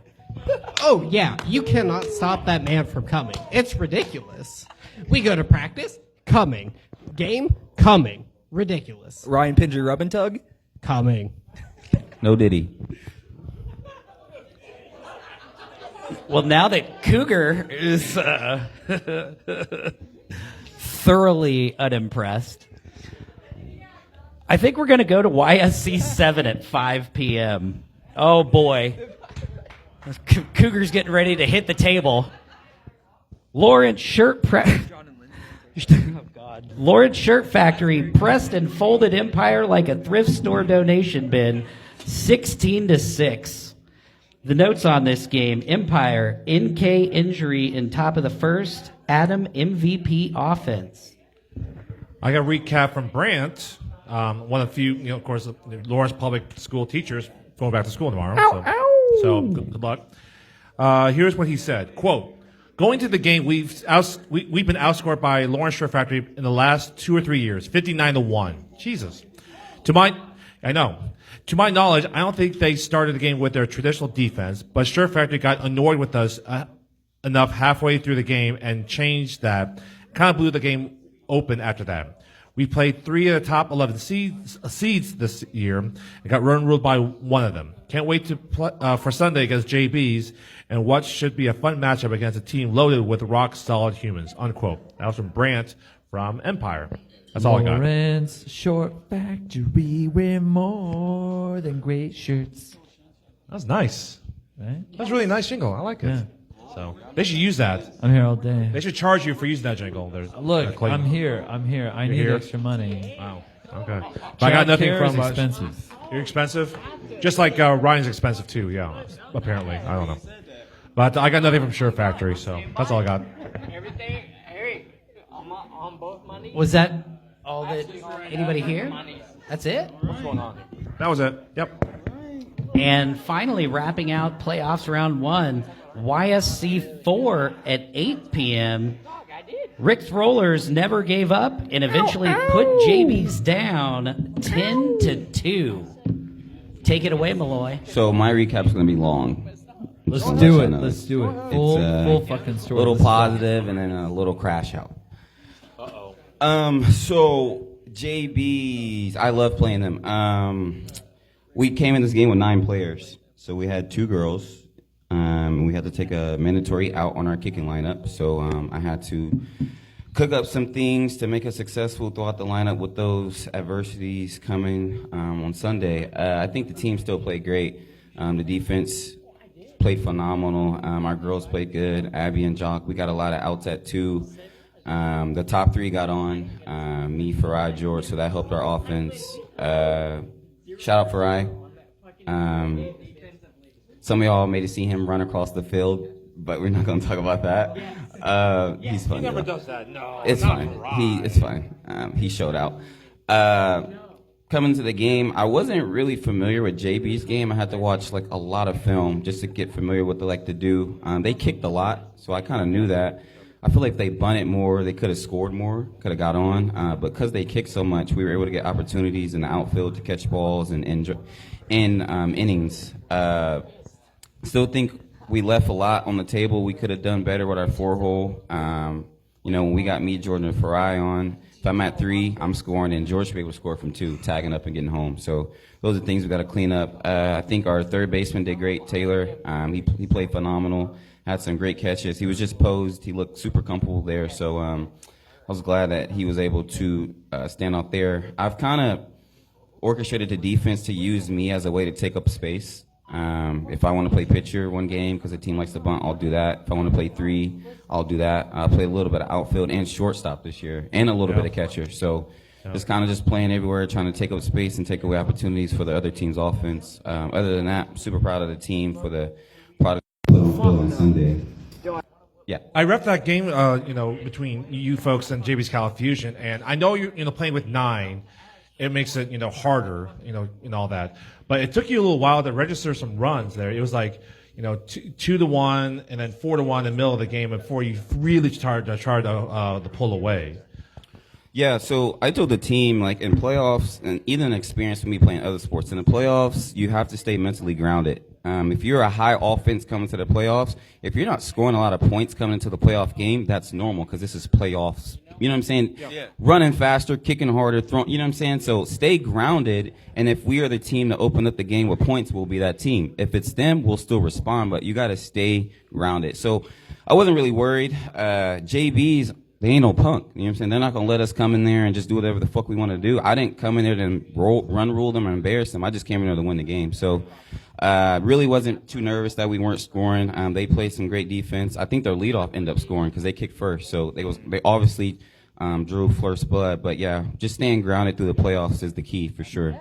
Well, my question for you, and I was thinking about this all day yesterday, what was your justification behind taking your auto out at the 6th spot?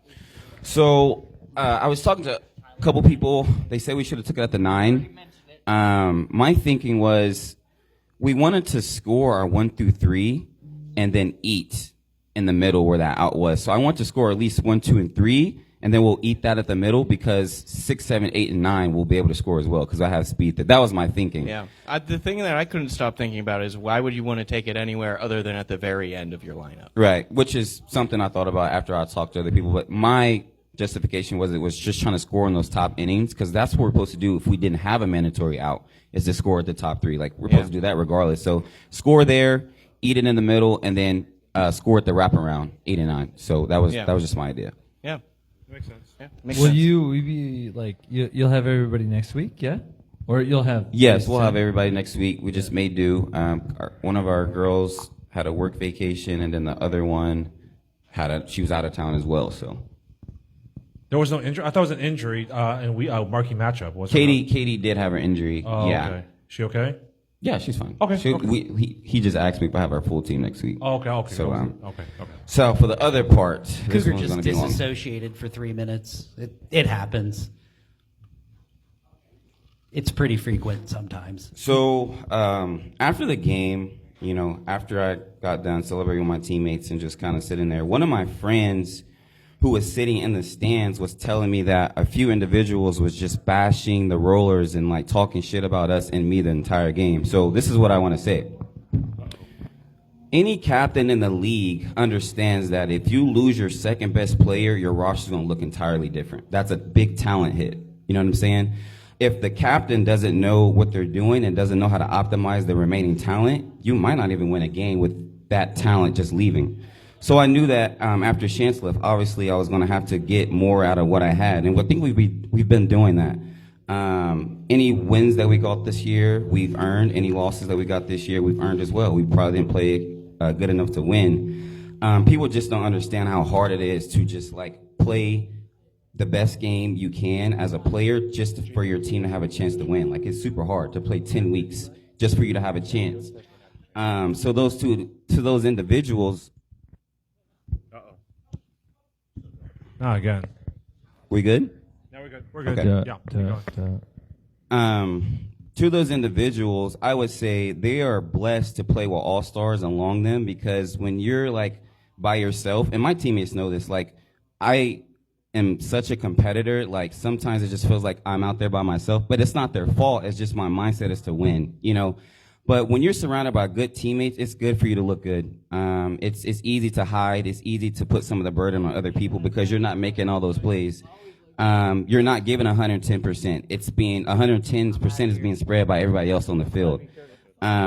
So when you're talking shit on my team and how hard they work every Sunday and everything I ask them, it's just unnecessary. And when I first got into the league, bro, I joined because like the league was more about equality. Everybody is welcome here, every sex, every race. But it started to get cliquish and bullyish to me, and I'm not going for any bullying, like especially me or my team. These individuals are known to bully people in the league for years now, and that shit gonna stop. The next time it happens, I'm gonna individually attach it to a name because that's how far I'm fed up with it. I've heard so many crazy rumors about me this year in my captainship, like I don't allow drugs or alcohol on my team. I don't allow people to wear pants on my team, just silly shit. If you know anything about me, and most people don't know anything about me, I'm a pure competitor. I'm here in kickball to play sports. That's it. I'm here to win, not to be involved in drama, not to get drunk. I'm here to win kickball games. And anybody who's left my team, it's maybe because they didn't align from my culture, because they're there for other reasons. And that's okay, but go find that, because that's not what I'm offering on my team. So I've just been kind of frustrated because people have got up here and said that I've made players come to practice 2 hours early and just speaking on shit that they don't even know about, just being messy. So this is just my fair warning. I'm not about bullying. And it's crazy how like the top players in the league, they will judge you and like criticize you if you're a lower tier player with not as much talent, and they'll judge you off that. Like just because someone isn't as good as kickball as you doesn't mean that you treat them with less respect. Like where the fuck are we at? So and me, like being a top player in the league, I treat everybody with equal respect. I don't care how good I am. Yeah. But I'm just tired of seeing like the cliquish bullying shit, and like it's okay because it's not. And it's so like I said, don't try me. Like I will show you better than I can tell you. So the next time I get any wind that these individuals are bullying or going that route, I will get back on this podcast and put a name to who I'm talking about. And I don't want to embarrass you in front of the whole league. So that's my spill on that. I don't want to get too toxic, but shout out to JB's. I love a lot of playful people over there. Ross, he's a great player in the league, great empire. Kristen, she put together Wednesday night practices for us, so I love her over there too. Love all the people over there. So that's really all I got to say. Here's Alex. Yeah, just to tag along to Malloy's thought deluge there. I'll be honest. I mean, I've talked to people on your team. I've talked to people in the league. The rumor circles, you know, it's faster than the truth. It's always that way. And you know, unfortunately, sometimes we all take it as gospel, and it's not necessarily one way or the other. So you know, there's usually the truth, the lie, somewhere in between. You know, person A says what, person B says what. I'm just as guilty as probably anybody else for making assumptions about what's going on your team, or what's been said about people doing anything, or things that you're requiring or things that you're asking for of your teammates or whatever. I'm probably just as guilty as anybody else in the league of being falling prey to some of that gossip stuff. So, for that, if I've ever said anything, this season, hey man, I'm sorry for that. But it happens to all of us. We all try and be good, right. But I know that there's some people who go a little bit harder than others. Right. So, but yeah, definitely, let's knock that shit off. And I think, I know I said I was done, but I think the most irritable thing is, I'm so transparent. I'll tell you straight up. I don't need to go behind your back. I'll say, hey, you're not fast enough to get bunched down one. We're going to put somebody else faster there. I'm honest. There's no way drama and lies can exist because I'm standing on the truth. So I'd be confused how rumors and all this drama arises when I'm so honest about what's going on. That's just the crazy part. But one person told me it's just because individually I get the hate because I am an unconventional player. If you ever watch me play, I don't set my feet to throw the ball. I throw across my body. I fucking run full speed to get bunts down one out of probably the pitcher's or catcher's ball. Like, I play unconventional, but that's how I want to play. Yep. And it's effective. And they can't stand that because they don't have the ability to play unconventional, so they think different is wrong, and that's the problem. Sure. So I just want to get up here and address that. Hopefully I don't have to be back up here. But yeah, bro, like, my teammates know, like, we're just trying to win. I'm just trying to win. So I don't mean any harm to anybody, but I'm a pure competitor, so this is what it looks like. And real quickly about Malloy, because like he joined in the league when he was with the Mahomies in 2021. I can vouch for it. He joined halfway in the season. Like, Malloy is a pure competitor. All he cares is about winning. That's it. Doesn't care about the drama or anything like that and so forth. Could his like attitude like be misconstrued? Sure, but no. I wanted the halfway in the season. Like, all he wants to win. That's it. So that was just me as a captain of the Mahomies there. So, yeah. So that's what Malloy is. What he said, and I agree. Grant only half the season with playing with him. So yeah. I can tell you, I probably stoked some of those flames. I can honestly say I probably have stoked them. I can't say if it's right or wrong because I don't start rumors. Right. I don't perpetuate rumors. I think this podcast is and has been a platform for me and others to make complete asses of themselves. And Amen to that. I've said it before. I'll say it again, and it's one of the main reasons I think why I'm up here every week. I stand behind when I'm a silly bitch. I will stand behind when I think I have serious opinions. I'll stand behind when I have done something wrong. There have been times in the past I've been reprimanded by the league, by the board, by teammates, and I have been the first to admit every single time when I'm wrong. I also will admit and will die on hills when I know I'm right. Not everybody has. There's a difference between owning what you are and being a bully.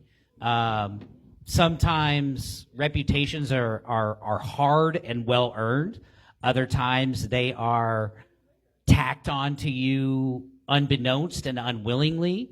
Other times people just take it to such extremes, like I think in my case, that at this point I just wear it as a badge of honor because of how ridiculous some people's opinions are of me, that I think it's hilarious, and I just embrace it.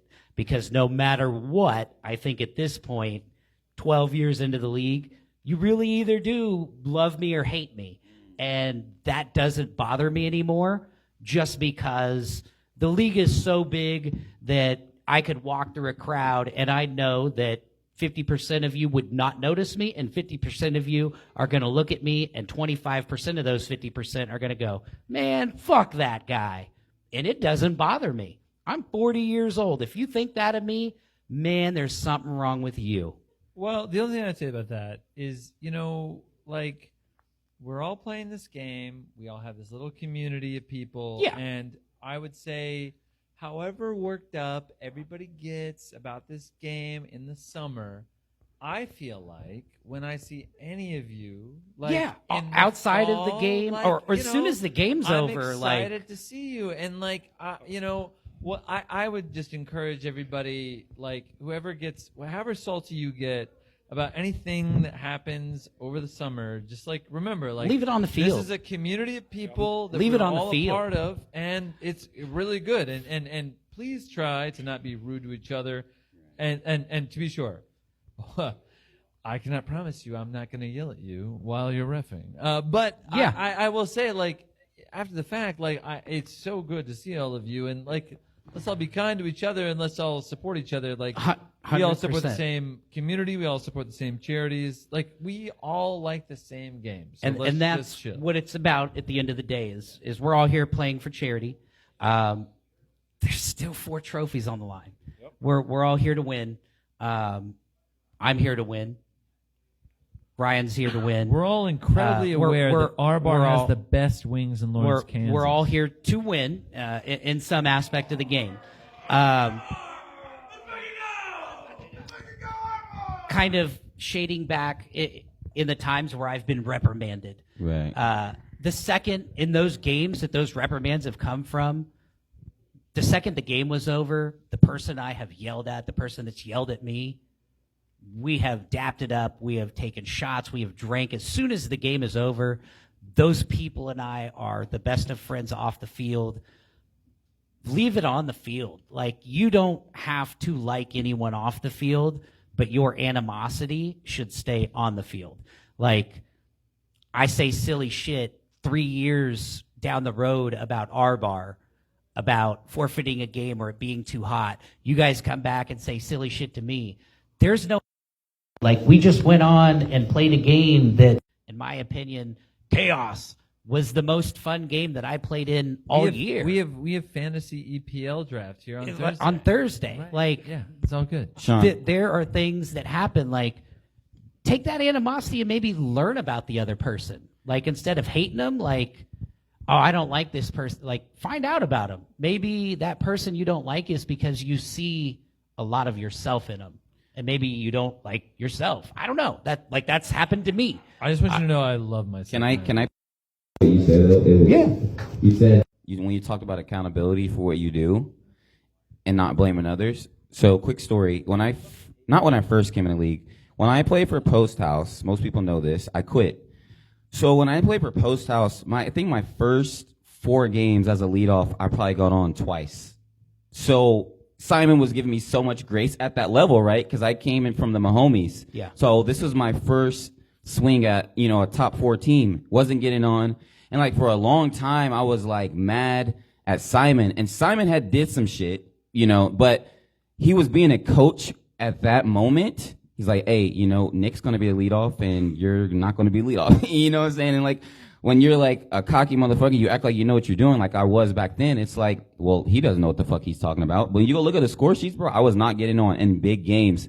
So after I quit, I just reflected, you know what I'm saying? And I came back and took a chance. Like, I started playing third base. I didn't have no fucking experience at third base. I didn't even know if I had the arm for third base. So it's like, I had to take accountability, though, to get better. Like, if I would have continued to blame Simon, I would not be as good as because I would have blamed all my responsibilities and choices on him. Even to be even more transparent on my team, there's a player on my team. I was like, are we good? Yeah, we're good. Are we good?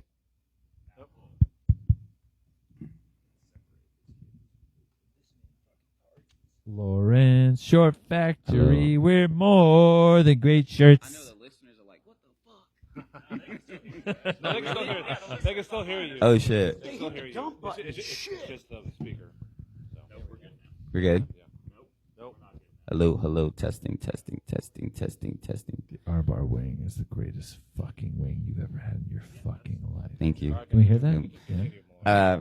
No, just to wrap it up, I had a player this year on my team. I was like, hey, bro, like, when you come to games like hammered, you play like shit and it hurts the team because you drop balls. Fuck you. You're running a military team. I'm going to go to a team where I can get drunk. And I'm like, you drinking ain't the problem. It's the fact it's affecting how you play and it's affecting the team because we're having errors and shit.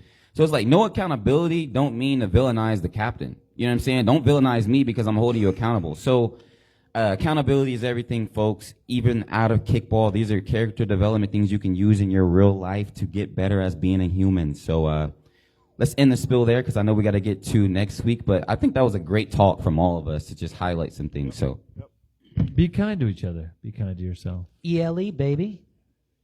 Everybody love everybody. Cougar, I fucking hate you. Yeah, except for Well, Cougar. duh. Yeah, no. Cougar is ridiculous. Ask Cougar to do book. Ask Cougar to do book. You want to talk about intense? Oh, Yeah, my this God. fucking guy. Jesus Christ. Oh, woo. Oh, the teach the picture guy to do online. book. The picture online. We'll do Facebook. Doggies. God We got a new damn it. badge up in this bitch. So Cougar would rather have 3 refs where he's head ref and book than do book. He's a... I already did book between Midnight Tokers and Free State. Go on. All right. I'm sure most, also most people Free would State prefer and, that. Global. All right, that's fair. That's fair. Yeah. Cougar, how What? do you justify being head ref when you tell me that you could blind yourself with a piece of floss? Oh well. Well, like I'm Asian. That's why. That's all I was saying. Well, Cougar, I'm going to let you take away the bracket. Why don't you go ahead Let's and start go, us on the Coop. rundown Let for the us Okay, let's go to the next bracket. week? Okay. What's up? You know what? Let's go start with the boot on next week. YC7, 8 o'clock. Another shot? Damn it. First responders and rockets. Oh, let's go. Respond first. Fucking have the last word. Let's rock. First responders, rockets. Let's take the shot first. Gosh damn it. To the first responders. To be sure, they do fucking solve your problems. I'd like to toast the Cream Reaper, Drennan Dulski. The Cream Reaper. God damn it. Oh my god. Yeah. Hey man, there's worse names you could be called. So there's that. I hate Fireball. All right, who do you think is going to win? First responders or rockets? Who you got? First responders. I think I took first responders in our pick'em. Yeah. By double digits. Look, Kevin, Chris, these guys are fucking good. They're fucking good. Yeah. Yeah, Get- they're. I yeah. think, especially after this week, they're going to be unrolling the big hose. Well, the thing is, like, if you Mike marking Shane matchup, Baxter, so sexy. He's got 2 fucking last names. Let's fucking go. marking matchup, those two teams play each other. First responders won by a score of 30-22. Yeah, it was a high scoring Game. This might be the same as well. Might be another high scoring game. Although they're not going to be at Holcomb, thank goodness. YC 8 o'clock. YC 8. Ball Beavers versus Late Fees. This is the rematch of the game of the week. I think it was week 7. I think. Yeah, the Beavers snatched that one. Week too. 6. Week 6. Yeah, 22-14. Now I'll go with my former teammates, the quote good Cougars, the South Korea of Cougars, whatever. But Ball Beavers. Yeah, I think they're going to fur trap another dub. Oh gosh.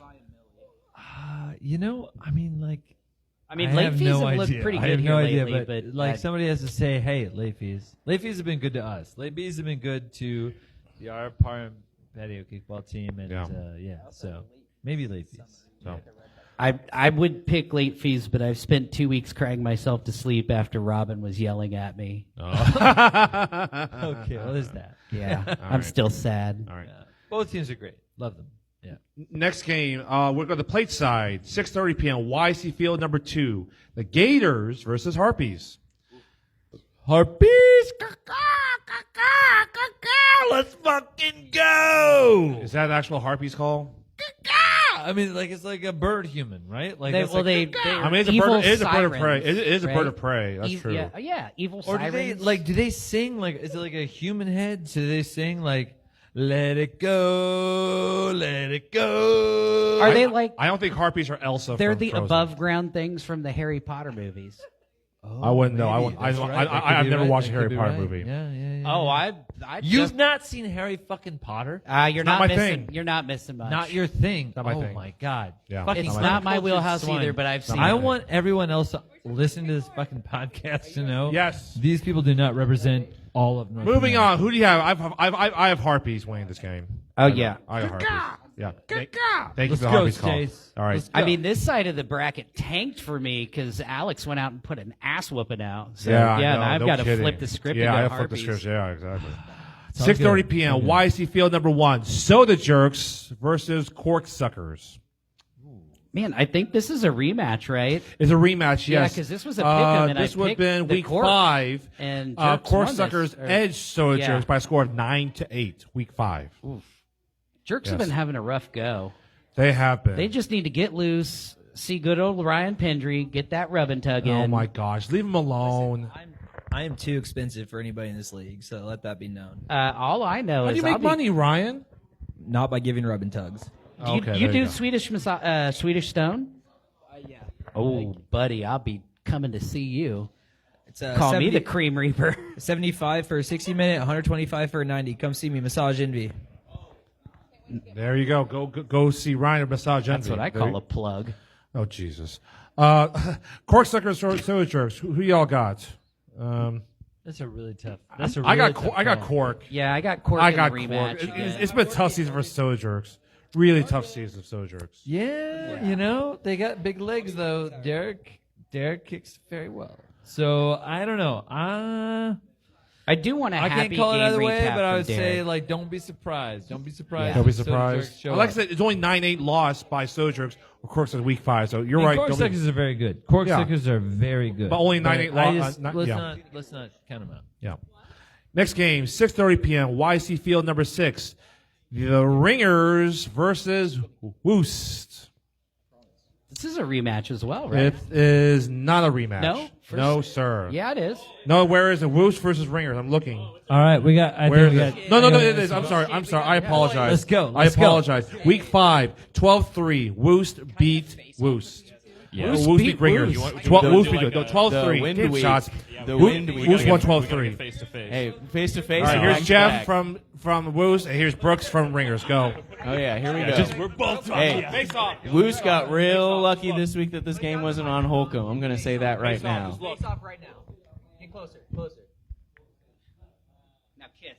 No kissing. All right, now speak. You two. I tried. Who wants to go first? Not only are we lucky that we didn't play them last week on Holcomb, you're lucky that wasn't on video because that would have been pretty smoking hot. But go ahead, baby. Well, baby, I don't know if you guys were going to be able to run those bases on Holcomb on us either way. It's like, man. I think is this an official petition for 38 45-foot to 8, brother? 38 to 8? Yeah, just for our game. You got to And reset then we'll them after. move them. Yeah, we'll move them back We'll bring after the that. scoop and dirt. Cosgrove, I need you on.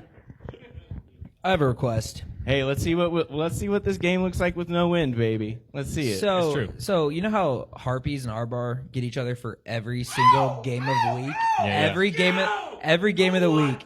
Why don't we have Ringers versus Woost every game of the week that you guys are due for? Ringers, Woost, Hey, Harpies, be a Arbar. banger every Hey, there time. you go. I know there's for, talk of maybe another couple of years, but Well, yeah, exactly. It was a rematch. Like Brooks said, there was. Oh, also, I'm Jeff, and I like to party. Hi, Jeffrey. Yeah, and also shout out to Party Wolves Kickball, Fall Ball Kickball. We'll see you real soon. But yeah. I like to party. You're just fucking around. Like, I like to party. Yeah, Bro, did you guys see the GoPro before his kick? I don't know what inning this was. This man he lit my ass up just watching the GoPro footage. If only I could have been there in the crowd, man. I'm a big proponent of conserving my energy, and I got two For the big, party, I got baby. potentially two big games. Well, have you? I feel like They're like Diddy Woos parties. played y'all last year. You remember how Woos parties, baby? Come on. But yeah, I'm excited to play. It's gonna be a good matchup. It's gonna be I think closer than the seeding suggests as well. These are two teams that know each other very well. A lot of Woos players practice with the Ringers, so it's gonna be fun. It's gonna be a good. Yeah. Hey, you want me to be mean? You No, want, don't. You No want violence. Dark Brooks? No violence. You want no heel violence. season, Brooks? He said something about a dwarf. I don't know. He said dwarf. What? Yeah. DWOF. All I know is it's dick whip on face. I don't know. What? It's just the hell? DMs. I don't know, man. Well, Ringers have speed. Let's see if Woos can stop us, man. Meanest you can get, baby. I've heard Let's see if they can stop us. That's all I'm gonna say. Light him up, Brooks. Light him up. Thank you, Jeffrey. Thank you, Brooks. Oh, jeez. All right. Are you guys going to be on the Jello wrestling card with us? No, we don't. Do they even sell wings at your restaurants? Oh boy. Moving on. I'm just 6:30 p.m. YC Field number 5. Recess Rejects versus Red Lion. This is the Ben Hutnick special because we all know Ben Hutnick loves to Red make Lion, picks incredible bar, on doesn't Recess have Rejects wings. games. Doesn't It's not a have wings. rematch. Boy, this is It's tough. a first match. First match. Red Lion. Red Lion. You know what? I'll go recess. Shut up. I bet you I'll will. go recess. I don't know. I'm crazy. I'm drunk. I have 2 shots of me. Drunk. 2 whole shots? I'm gonna go Give ahead this and man say a weapon and some serious? keys to a I'm not vehicle. drunk. You I'm just better not be crazy. driving home. I'm Bucko. not drunk. I'm just crazy. multiple layers. I'm to just that crazy. onion. 100% lion. Yeah. You going line? Okay, whatever. Wow, Hell 3-1. yeah. Who would have thought? Yeah, I know. drunk.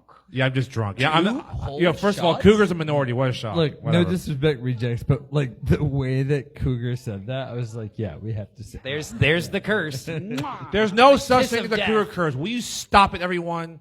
It's just like, aliens and Sasquatch and the Loch Ness Monster. wait They a don't minute. exist. Aliens? Why Don't do you? exist? Why did you lump The Loch Ness aliens? Monster does not exist. Why did you? Sasquatch does not Wait- exist. Wait a minute. He is Why a did you lump Manchester aliens in United with fan. Sasquatch and fucking the Man- Loch Ness Ness Monster. Monster? They don't exist. Like, does he Okay, even like now soccer? hold on. Or did he just like I may find not a be a team on the learned internet? doctor, But unlike the Loch Ness Monster and Sasquatch, there is proof of alien life. That is Bro, facts. Yeah. Saying that's like the What the Easter fuck? Bunny There's is God. is the proof most- of alien life, unlike fucking ghosts, Cougar. That is Now you 100% have real. Yeah, now he's you not have wrong. incensed Yeah. me. Like literally, I've alien life incensed is a you? You very said low bar, aliens but aren't real, and you organisms lumped on them in foreign with planets, the fucking he's not Loch wrong Ness about Monster. this. Hey, can I get Yeah. a raise of hands from the crowd? Who all believes in aliens are real? Can I get a raise of hands? Whatever. Worms they on aren't Mars listening are over there. possible. Whatever. Are Whatever. you really? You're Whatever. like all of you think worms on Mars aren't possible. That if you don't raise your hand right now, Like we've seen you it don't on think the there were ever fucking worms Mars on Mars. rover, That is for what Christ's it means. sake. All I see is red dirt. There have been meteorites that have hit the fucking planet while we're alive, Cougar, Well, I don't that know have that I had have entirely living on beings that on. part, I can't do this. I'm Yeah, well, sorry. okay, maybe I need our to come levels back down to of earth what it right means to now. be alien life. I'm more Cougar, like, you have a technically fucking speaking. degree, and you don't believe in it. Okay. I'm Morgan. Just I'm go Morgan. ahead. I All right, think I'll move Ghosts on. and Our Bar are next. Okay. Go. 5 o'clock p.m. YC Field number 4 goes versus R Bar, and R Bar is located at where are they located? 610 Florida Florida. Street. Thank you. 610 Florida Street. It's 610 one Florida hell of a Street. street. There you Why go. is it a hell of a street? Because fucking our bar is on fucking Florida. No one gives a fuck about this fucking street but for this brilliant fucking bar where the king of the wing, Brian Reeves, fucking makes his fucking meat. Let's fucking rock. Are you kidding me? Do you even like vegan? It's like a preacher right now. What the fuck is wrong with you? Have you smelled this? Jesus Christ, you have incisors that you were born Incisors? to eat Wow, these okay. fucking wings. They are smoked. They are marinated for 24 hours, and there is a delicate, delightful, and dare I say, creamy Drennan likes that. specialty The Cream Reaper. fucking sauce created by Brian Reeves. Put on these fucking wings. And you're like, I've had wings. I've been to Buffalo Wild Wings. Fuck yourself. Why are you have pointing? not Why are you had pointing wings. at Ryan? You have not had wings. Why You you have Ryan? not Oh. had chicken wings until you have been to our bar. Because a wing is not a flat. It is not a stick. It is the combination of the two. Literally, like, what Drumming. dumb-ass fucking shit did you think in your life? What, you think a chicken could fucking fly with just a drum, you idiot? No! A wing is the combination of both. And here is the place where you can fucking have it. So, in your life, if you ever cared about meat, if you ever cared about America, if you ever cared about fucking Christ, come here to our bar and have these fucking wings. Let's fucking go. And my question about our competitors, who the fuck they are next week? The Did Goose. Did they even sell fucking They're not even wings? a company. They're not even a company. No. They're just. No. Let's go. Let's go.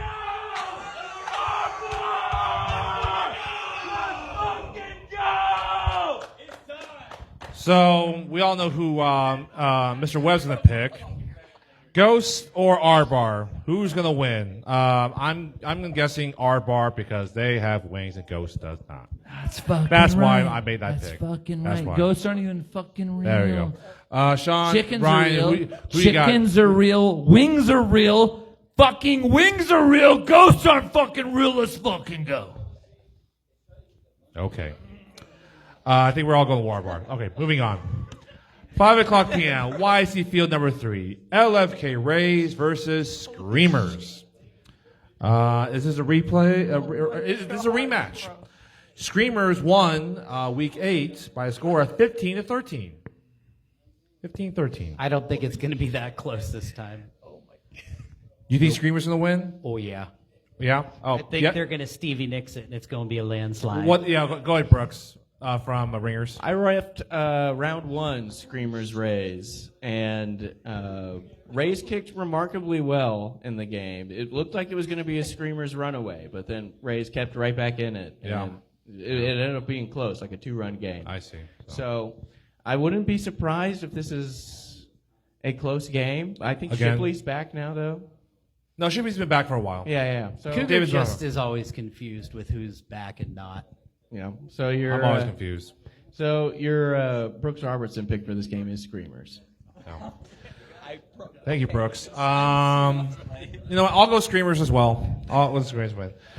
Clay, Ryan, Sean, who you guys going with? LFK Rays or Screamers? No, Screamers. Screamers? Screamers. Okay, there we go. Next game, 5 o'clock p.m., YC Field number 8. Midnight Tokers versus Jazz House. Is this a rematch? No, it is not. No. No, it is not. So, Tokers. okay, Jackson Wagner is back. Thank goodness. And all that. So, will that make against these kids over Jazz House? I don't know. I think Jazz House is going to pack them up like a Wiz Khalifa backwoods. So many layers. Okay. I'm going Jazz House as well. Yeah. I love you, Jackson, but, you know. Rick's pissed. I will say, Rick's out for blood. Jackson Wagner will be the best player on that field by a mile. For the first 4 innings. Oh, don't wish injury. No, he's not To be getting sure, injured. Jackson plays. I think this is a good game for the first half of the game. I think Okay. it's neck and To be neck. sure, Jackson. And We're talking about the guy I think from, that the difference is that Jazz House is going to lock it down in the second half of the game. Fucking elite. Yeah. Yeah, so he's a former Tropic.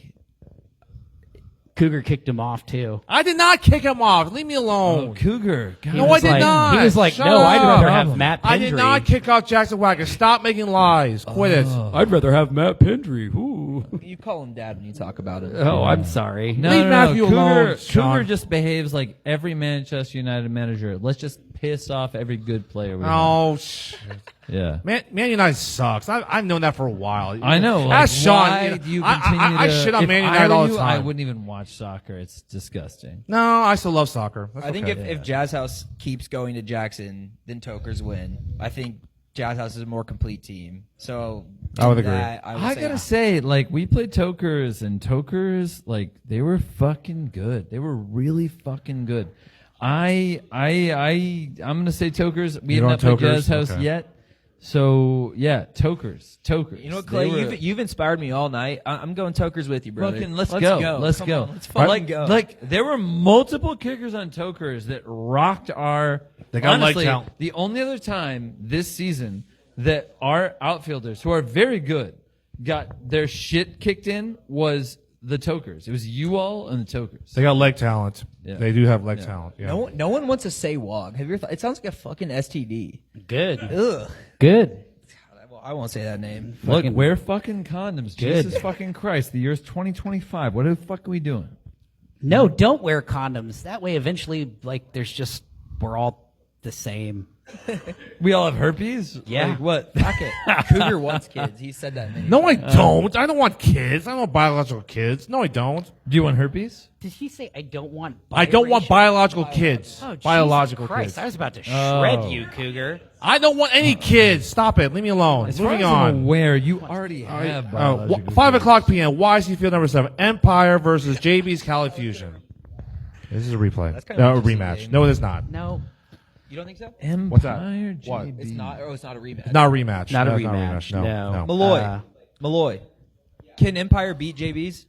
Can Empire beat JB's? Okay. I haven't watched either team play. So Malloy I'll say is Empire underseeded at 27. Do you think they should be 25 or 24? 25. 25. I agree. I'll say 25. Okay. That's You know, I would say this. You know, after the destruction of the original Death Star, a lot of people counted the Empire out. But then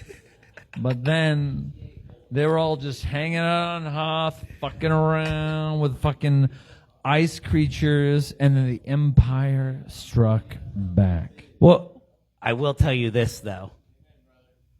It took a Jedi to defeat them the first time, That's right. and it took a bunch of underage bears to defeat them the second time. So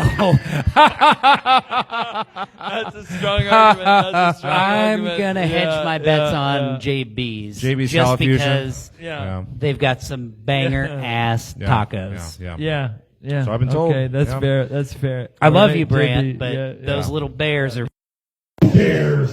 goddamn bears. All right. Hey, Just bears. hey, oh. What? Do you all want to learn a fact right now? Yes. Okay, the song at the end of Empire Strikes Back, when the Death Star is destroyed for a second time, that is sung by the Ewoks, there is one voice that leads that song.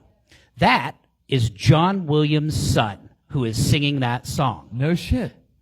Random fact about John Williams' son, he is also the voice of Simba in The Lion King. Fuck you. Wait, no, You all learned something Are tonight. you talking about adult Simba, right? No. Young Simba. I thought young Simba No, was Jonathan he Taylor is adult- Thomas. he is adult Simba. I was just thinking, Jonathan Yeah. Taylor Thomas was the voice of young Simba. Yeah. Yeah, exactly. I gotta So, say, there's your like, fact of the day. my daughter, John has one of Williams' those son. little, like one of those little that boxes right? that sing songs. It's definitely not singing the appropriate Lion King songs. Yeah. The original Lion King songs are so much better. So that is Yes. that's big Yeah, news. That's yeah. big Yes. news. So no, there he, you no, go. he did sing like Hakuna Matata at the very end, at the end of the song. So What a wonderful phrase. yeah. Yeah. Yeah, and I'm not a proponent of that fan. Like, hey, buddy, your dad died. Let's fucking party. No, Oh. Yeah, Yeah. absolutely. quite the opposite. Oh, it's gone again. It's gone again. It's gone again. That's right. It's gone. Nope. It's The back. government doesn't want us to talk about how fucking Simba, Mufasa was killed by his brother. It was an inside job. It's an inside job. Inside job. Yeah. Okay. All right. We'll just stick with the the Which actual side of the matchup. bracket you picking now? Now we're gonna go to the cup side. Ooh. 5:00 p.m. YC Field number 1. Johnny's, the 2-time defending champions, versus D-Holes. D-holes, let's fucking go. Johnny's doesn't even sell donuts. Like, what am I supposed to do with that? Johnny's has sell what? Oh, Yeah. they don't. They wow. have breakfast, but there's no donuts. Johnny's. They sell like other desserts. Yeah, no. But not They have a donuts. good cookie skillet cookie. Well, whatever. They actually do. Like, I'm just trying to be Okay. hopeful. Hopeful. You know? Okay. Yeah. Yeah. Well. Anyways, move on. 5:00 p.m. YC No Field one number even, 2. no one else even, Jesus literally, Christ. no one else even picked. So we're just Cougar sure. went ahead Yeah. and executive decision Yeah. that. Yeah, yeah, sorry, yeah. sorry, Fucking Alex. Harrison Sorry, Ford, Alex. get off my plane, Let's guys. go, holes. Johnny's Let's for fucking days. Go. Let's fucking go. 5:00 p.m. YC Field number 2. Arguably the main event for next weekend. my Honey team? Badgers versus Free State. Oh, by the way, what's going on at Free State there, Sean, tomorrow? So tomorrow night from 5:30 to close, we have a nice little fundraiser event, wrapping it all together. $3 per pint of Blood Orange Radler, Garden Party, and Yak-a-Maniac IPA are going to be donated straight to the Hobbs Legacy Project. Best garden party in town that's not rolled by Jeffrey Bovey. Why do you And say who else is donating? So we've got, well, I said $3. I wrapped No, it all no, together. Bryson. So we've got Free State, we have Chuck and Bryson. So Yes. $1 from each, $3 total for every Bryson, pint that's of awesome. those. And Are by going By to the be way, donated. let's let's put it out there. Bryson, he's a character. The GOAT. Yeah. And a lot of people don't want to give him credit for this, but this is fucking awesome. This is awesome that he did this. Yes, it is. So, like, Bryson's the dude. Yep. Yeah. Bryson Thank is you, that Bryson. dude. Yeah. You know, a lot of people will give Bryson a lot of undue shit. I love the guy. At least he's not a Liverpool fan, you know? He's a Chelsea fan. He's a Chelsea fan, which is better than a Man United fan and better than Almost a Liverpool anything's fan. better. Well, he's an Everton fan. Ryan's an Everton fan. Hey, All that is better than being a When I Liverpool go over Well, there, anywhere, I'll bring you back a scarf when I Here go we piss go. on their new stadium. So. Oh, you'll piss on the Everton scarf? Oh, okay. All right. Well, guess I Won't won't. be pissed, Guess I that's for won't sure. waste my quid. Yeah. By the way, Free State is located on 636 Massachusetts Street. Yeah. Go ahead, Yes. Jeffrey. 5:30 to close tomorrow Have night. you ever played GeoGuessr before? Oh, those are a blast. Yeah, Are you, Cougar? Have you ever played No. GeoGuessr? No. Oh, I feel like you would be a GeoGuessr. GeoGuessr god. Okay. I don't know why, but I have no idea GeoGuessr is, but okay. Oh, he's the developer. I'm gonna, I think, echo what Sean was about to say. That you can say what you will about Bryson, but that man really does support this league in a lot of different ways. Yes, he does. Yeah. Financially, certainly in a lot of ways, but also just like with the time that he dedicates to stuff. So like shout out to him. He definitely is a character, but you know, it's cool to see him doing yet another thing where he's putting his money towards this. That's dope. Indeed. I've heard Bryson is bitch made. No. I've been wanting to say that. Quite What? the opposite. What did you say? He's I cut would from say the same there's cloth a as Tom referee Brady, from the GOAT. Screamers who would have an opposite fucking conversation with you about that. Although I will say the funniest thing I heard this Sunday, the funniest thing I did hear this Sunday when I was Bryson standing is over by your loudly dugout made bitch made. was that I was told that we, quote, get more calls because I'm on the board. That is the funniest fucking thing I haven't ever heard in my 12 years in the league. Bryson Oh, my is big If and anybody angry and thinks loud. that this guy is getting more calls, Yeah. period, you are highly confused. No. Like, there's an art to working refs, and Bryson has mastered it. And damn, no hate. So let's go to the picks. Honey Badgers or Free State? Who y'all got? Seth told me not to pick Free State. Yeah, But you well, know what? What? I have picked one time against the Badgers. It was the wrong pick. I'm not going against them again. Ken Dog, the booty fucking hog, brings it home. Oh, Kenneth Caberline. Yeah, him. I refuse to pick. I love these teams so much. I love both of these teams so much. The group of people on both teams, like when we play them and lose to them, we have so much fun. We only with played one of these people. teams and we didn't lose to them. Like, okay, Oh, I know. well, this Here we fucking go. guy, this fucking guy. Anyway, yeah, you're gonna lose the Alexander Isaac chase, so fuck yourself. No, both these teams are so excellent, and they are such good contributors to the league. No pick, I can't choose. Yeah. I can't choose. In either way, non-applicable. I support them. Either way, it's good. Yeah. Well, I'll go make a pick there. I said in the Cougar podcast that I'm going to go with Free State over Honey Badgers. Yeah, you So. did. That probably means I Honey did. Badgers is going I to did. win. Sorry, Ooh, Free he did. State. I went Free Yeah, he State. picked I went Free State. I picked Free State. Yes, I Yeah, did. just remember this guy Because like chose you look at Manchester United who as a Free team. State's beaten. Like This is what this guy thinks They is beat sports. Global Cafe by 8. This guy knows I so mean- little about sports that he thinks that Ruben At one Amorim time, is he gonna be a idolized good Cristiano coach. Ronaldo. Yeah, gross. Yeah. Sue! Yeah. By the way, he's engaged now. Congratulations. When's the last time Oh. Manchester United Yeah. was even Oh, good, good. at sports? Yeah. He finally. Manchester is a shit city. I did see that So ring, is and it was Liverpool. probably worth There's about only 2 one to 3 place in the million. north of England Is that you the should give first a time shit he's about. gave a woman 3 That's million and it didn't Newcastle. It's involve an north of NDA? England. Oh dear, oh Fucking dear, oh time. dear, oh dear. I'm just asking for a friend. Oh, okay.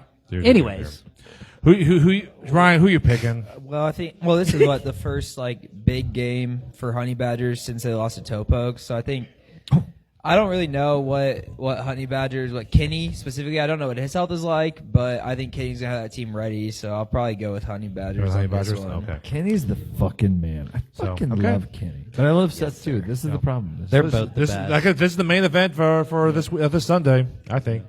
Next Congrats game. to Seth, about to be that 2-time. 2-time. Yeah. 5:00 p.m. YC Field number 5. Invictus Fitness versus Love Garden. Unfortunately, for Love Garden, last time they played, it was a shutout. Was Skylar playing? No. No. Okay, well here's the deal. But they have Skylar got to start on the Kickin' Chickens on the Sunday League with the Prairie Park Elementary Chickens. So I know a little bit about Skylar, and I was playing third base. I was like, Clay's good at third base, and then Skylar showed up. And then I was like, Skylar's really good at third base. Skylar, I'm not good at third base. I've seen Skylar play third base. So here's the thing. If Skylar is playing, that's a big deal. I would assume he's playing, but he's only one person. Bro. Is he? Is he just one person? It's a team game, sir. It's a team game, you know, sir. is John Kennedy one person? Well, he is became Abraham quite Lincoln a few people at the one end. person? Is George Washington one person? It is more than that. Is Brian Reeves one person? I don't fucking think so. It makes a fucking difference when you have a leader on your team. He looks out over the field. But does he make says, 17 runs? They lost 17-0. Week 10. Is Skylar Malone like 17 runs? Is he? I have met Skylar's wife, and I have it on good authority that 17 is not a problem. Oh my word! Ooh, you're Yeah. crazy. Yeah, Invictus. It's more like 2022. Yeah, which is okay. What a honestly legend. Okay. that they're even able to. Never mind. Walk? I just I don't know. Okay, no, That's not how I live. Certainly not. He lives his life a quarter minute at a time. Yeah, he lives his life a fucking quarter yard at a time. That's what he does. Jesus fucking Christ, that fucking guy. Well, I'm less Huge, inspired huge. this time, so I'll go with Invictus. And let's just on link. this me one. too. We Yeah, me have too. not even started talking Me about too. girth. Yeah, Are we? Invictus. Are we being Invictus. recorded still? Oh yeah. Yep. Oh no. Your FBI agent is tuned in and locked on. Mine's like, this is tame. This is tame. Yeah. Who's up next, Coop? Next game is 5:00 p.m. YC Field number 6. Red Legs versus Toe Pokes. Uh-oh. Now Toe Pokes offense got a little bit better, but Red Legs, boy, they are really on a roll. I apologize for being a dumbass who's like on the other end of the like bracket or whatever, and like I've got a 1-year-old, so I'm not fucking involved. Who the fuck are Toe Pokes? Who Toe Pokes were used to be they? Young Spine. Young Spine. Okay. Yes. Okay. Yeah. Yes. Okay. I get it. Toes and spine. There we go. Okay. Well, Proceed. Young Spine doesn't sponsor Toes them and anymore. spine. Head, What? shoulders, knees, and toes. I've been singing that a lot. Toes and spine. What? Anatomy, human anatomy. And No. nose. Yeah, no. Yeah, that's right. No, I got Red Legs. Yeah, legs for days. Yep, exactly. Next game, 6:30 p.m. YC Field number 3. It's Post House versus Wog. Oh, it's a rematch. John, you'll go last. I mean, we won the first one in the first inning. Oh, 3-0. will you stop at 3-0? Will you stop with that? I mean, it's on camera. Oh my word. No, it's Post House. Sorry, Sean. Oh, what are you sorry for? I'm not sorry. I know you're not. I know the path to the Twain goes through Post House. Yeah. So Look, here's the deal. These are the facts. finally, the score was 22. These are the facts, 3. and the facts are these. I just played this team, and I would say this. Look, if they fuck around and are like, oh no, it's fine to just be a little bit shallow in the outfield, they're gonna find out, because we found out several times. And I know they're like, Clay's a dumbass. Clay just plays for our bar. To be sure, you don't even fucking sell wings. What the fuck do you do? So fuck you. Here we go again. Listen to what I'm fucking saying. But in any case, yeah, if they mess around and they don't back up enough, they're about to find out that this team can kick really well. And I would not say that it's impossible. I have ref this team. I've ref both teams. I have played one of these teams. And I would just say, listen, am I saying it's likely? No. But am I saying it's possible? Yes, I am. Let's fucking go. Let's fucking go. Yeah. Yeah, well, Yeah. Post House. Yeah. Okay, cool. Like, do you hate Dreams? That's why you're in. Yes. Oh Yes, my I do. God. Yes, That's I hate why you're a Dreams. fucking Manchester United fan. Yes, I hate Dreams. Yeah. You hate fun. I'm already used to that shit. So all the shit you're saying that make Clay, I'm already desensitized shit. Man United sucks. I know that. So all the shit you're trying to get to me, what's there to get that? They stink. I knew that. I know, but that's the point. That's the point. I'm already used to that. I don't care. I at least have hope. I don't care. You have no hope. Man United has no hope. I don't care. Yeah, so are you going Post House there, Ryan? Yeah, I'm going Post there you House. go. Sean, anything to say? Man City's fucking good. I though. believe in our ladies, baby. They're going to hold us down. Yeah. All right. Go Wog! Let's go, Wog! Let's fucking go! I didn't say that out loud, did I? Basically, I said if go Wog, Wog. if Wog beats Post House, that basically means that. I mean, if we beat Post House, we're going to the Cup final, baby. Watch let's fucking out. go. There you Honestly, go. Anything Yes. is possible. Let's go. Anything is possible. Everything is possible. Wait, I KG. think Weezer said like only in dreams. Yeah. There you go.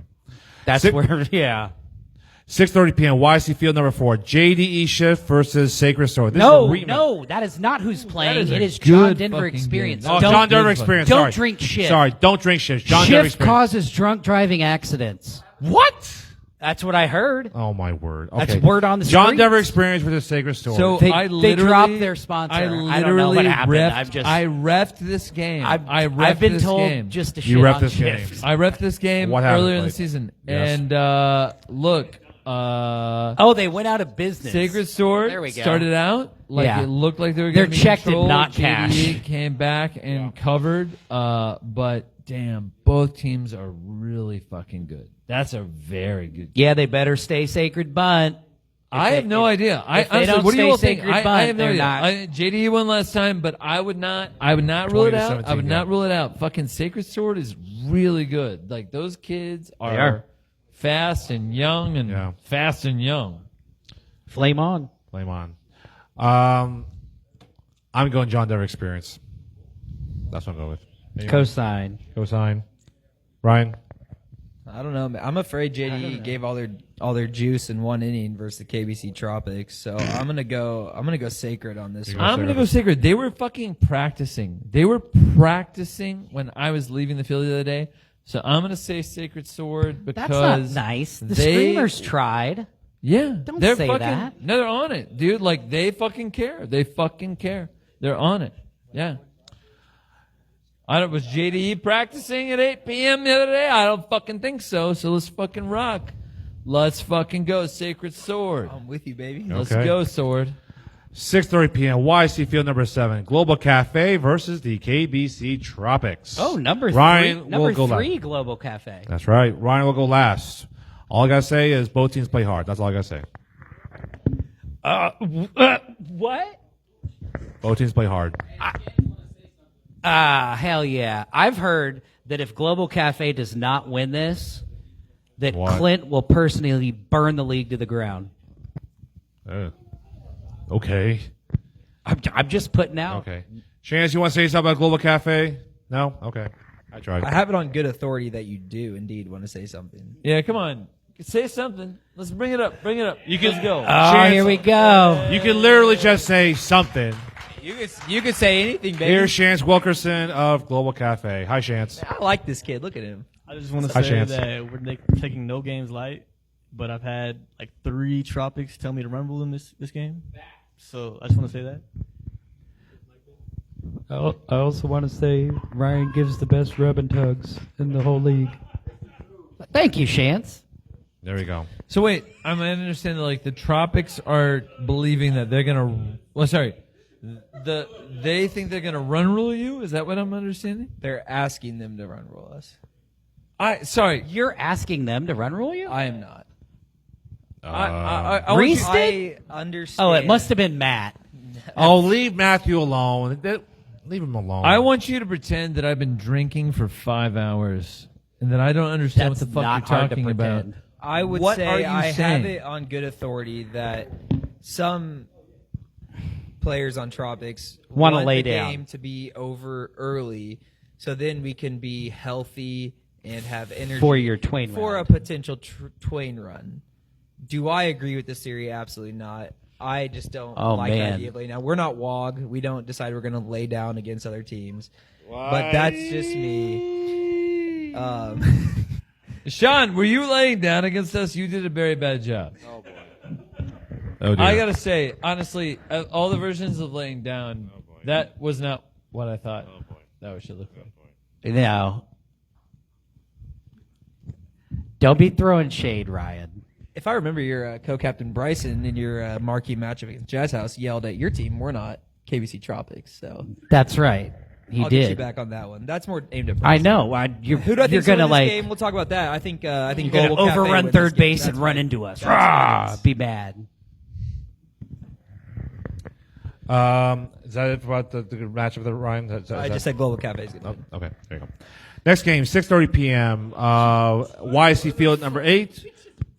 Who the fuck is this guy? No, I don't know. Lawrence Shirt Factory and Rick Rollers. Oh, that's why. Lawrence Shirt Factory, we're more than great shirts. Still a nice jingle. Oh, Thank you. nice. Thank you, Clayton. Yeah. Here's Malloy. Why are they playing? Sorry, Why'd I you heard leave the Lawrence Shirt panel? Factory and I started paying attention. Weren't you on the panel? Where'd you go? No. He took a break. I think we can win this game. Got to make some adjustments. Outfield got to be on point. They kick the fuck out of the ball. They can place kick. It's on a small field, so you know they're gonna try to hit home runs all day. So, if we catch the ball in the outfield and we get the ball to the pitcher, we can have a chance to beat Shirt Factory. Like, I'm okay with that. Let's do it. I think there's a chance. There I do is a think so. world where it happens. I will. To be sure, you won the Twain last year, yeah? Right. Yeah. So, don't get much better than this. It's playoff kickball, so it's kind of where I want to be. So. Thank you, Malloy. They've been there, they've done that, and I have repped them. They are very good. I think that's it. I think that's the move. I'm going to Shirt Factory. I bet you do. Yeah, look at You know what? This guy smiles like that. Look for. at this fucking You guy. just merely mentioned Shirt Factory. Of course, you choose Shirt Factory. over here like, That's the "Oh, same. yeah, That's the same type of kid who's like, "What team do I want to follow in the Premier League? Fucking Manchester United." Yeah. Fucking Shirt Factory over here. Yeah. No. I Absolutely don't not. care. Let's fucking go. Let's Man fucking United go. stinks. I don't know why he mentioned it, Clay. It's like, whatever. Why do I mention it? Because it's fucking hilarious. It's fucking. And guess funny. what? Look at me. I'm desensitized. Cougar, it has nothing to do with I'm how you feel desensitized about to it. this shit. Cougar, All right, everything to do with how whatever. I feel Cougar, about you it. don't He's have gotta to change keep his taking underwear. this abuse. Just remind Clay that the only Newcastle that matters is the one that Alexander Isak bought in Liverpool. It's I am not the huge. messenger. I am not the messenger. Just like our I am not trophy the messenger. room. Yeah. Well, like, what's your consecutive? It's not about what you've done. It's what you've done for me lately, bruh. What have you done for how's me Wembley lately? been for you? Won the- How has Wembley won the been? Premier League. How's Wembley been? You're so fucking great. You're one of our fucking players. Fuck you. Yeah. Fucking tell him. Sorry that we can afford them. God. We can afford them. He's on a 3-year fucking contract. He ain't fucking leaving. For another week. No. We're the fucking Then he'll Saudi be on a public 6-year investment contract. fund, you fucks. You fucking can't dream of the money we have. Fuck you. You can't dream of it. Yeah. You boo at the national Bryson anthem can 'cause cover you're a your bunch of guys' fucking weekly workers. wages. Calm down. Okay? That's true. He can. We Chelsea, yeah. enslave fucking Trinidad. Jesus. people. Yeah. Like we're fucking horrible.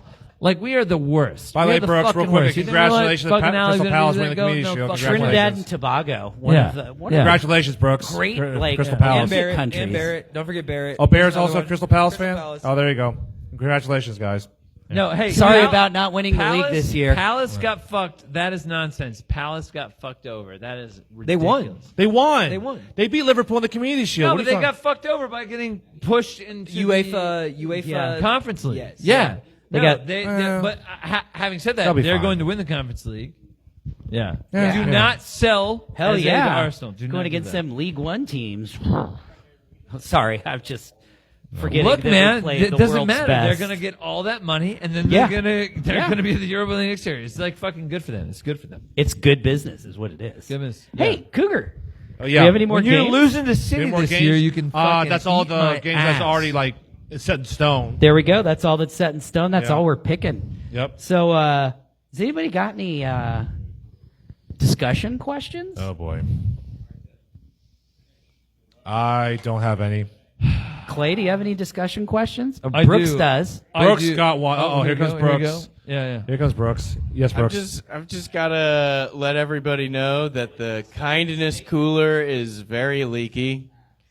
So I propose that we rename it to the beef cooler. The beef cooler. I'm on board. I would say this. I think a good idea, because I love the kindness cooler. This is such a nice thing. I would say just increase the dues of every team next year by $5. Buy a new cooler, and then like Jesus, do you pack work it for up. the city? I work for the state technically. They're like $5. How about 10%? Yeah. But no. That sucks that it's such a nice thing. Like when we got that, it was very cool. So keep that going. Yeah, I think I've ranted and raved about everything I can rant and rave about. So, Ryan, do you have any discussion questions? What kind of cooler are you buying for $216? For $260? That's $216? That's so specific. Well, is my math right? $5 times 36, 216. Thank you, Malloy. Thank you, Malloy. Thanks for coming, Malloy. Thank you. Am I wrong? Yeah, no, times 36? you. Well, I would just say this. I would say like It's 180. But that's No, okay. 5 times 30 is 180 you plus could 36. you could buy a very elite cooler. For Are you about- sure? Why don't you do No, your I'm math doing again? it right now. It's 180, my friend. 5 times 36. Oh, God, don't fuck with me. I'm a I human told you I was gonna calculator. check it. You don't need to. I'm right here. I asked if I was right. I said I was wrong. I admitted it. You I'm asked if fucking you were wrong. right, and I You said want to yell at me no. more, Brooks? Come up here and yell at me. You're wearing my fucking hat. Yell at me more. So Look, there are people who have certain types of jobs. Yes. That's why his where, Rebben like, Teggies are so literally, cheap. like, there are people who have certain types of jobs where literally their job is to do Rubbing tugs. fucking math every time, and he has one of those jobs. Yeah. Like, it's literally like fast math. My boy Rob is just like he's the manager of Menards, and it's just like fucking Yeah. fractions about fucking wood all the time. You want to know what's Like, crazy is I was mediocre, mid at best at math. Yeah. I worked at a steel shop for like a year and almost 2 years. Not enough. I'll tell you what, though, I steal company time way better than any AI will. But that's a different story. Math and working in a steel shop, holy fuck. I feel like I am Einstein now. I think he was good at math, I hope. Or else that's a real bad false equivalency. But Sam- working with fractions and shit like that, you don't need to ever have taken a math class. Just go work in real world, like with steel. Yeah. Fuck, man. That was I all I wanted to be a needed. math teacher in college, and then I couldn't figure out what 36 times 5 is. I wanted to be a teacher, and then I did a practicum in middle school and fucking quit halfway through the year. I think I probably did my practicum with the wrong age group, but man, 8th graders by that time, at least in 2005, 2004, 2005, it sure felt like by 8th grade, kids had figured out whether the fuck they wanted to be in school or not.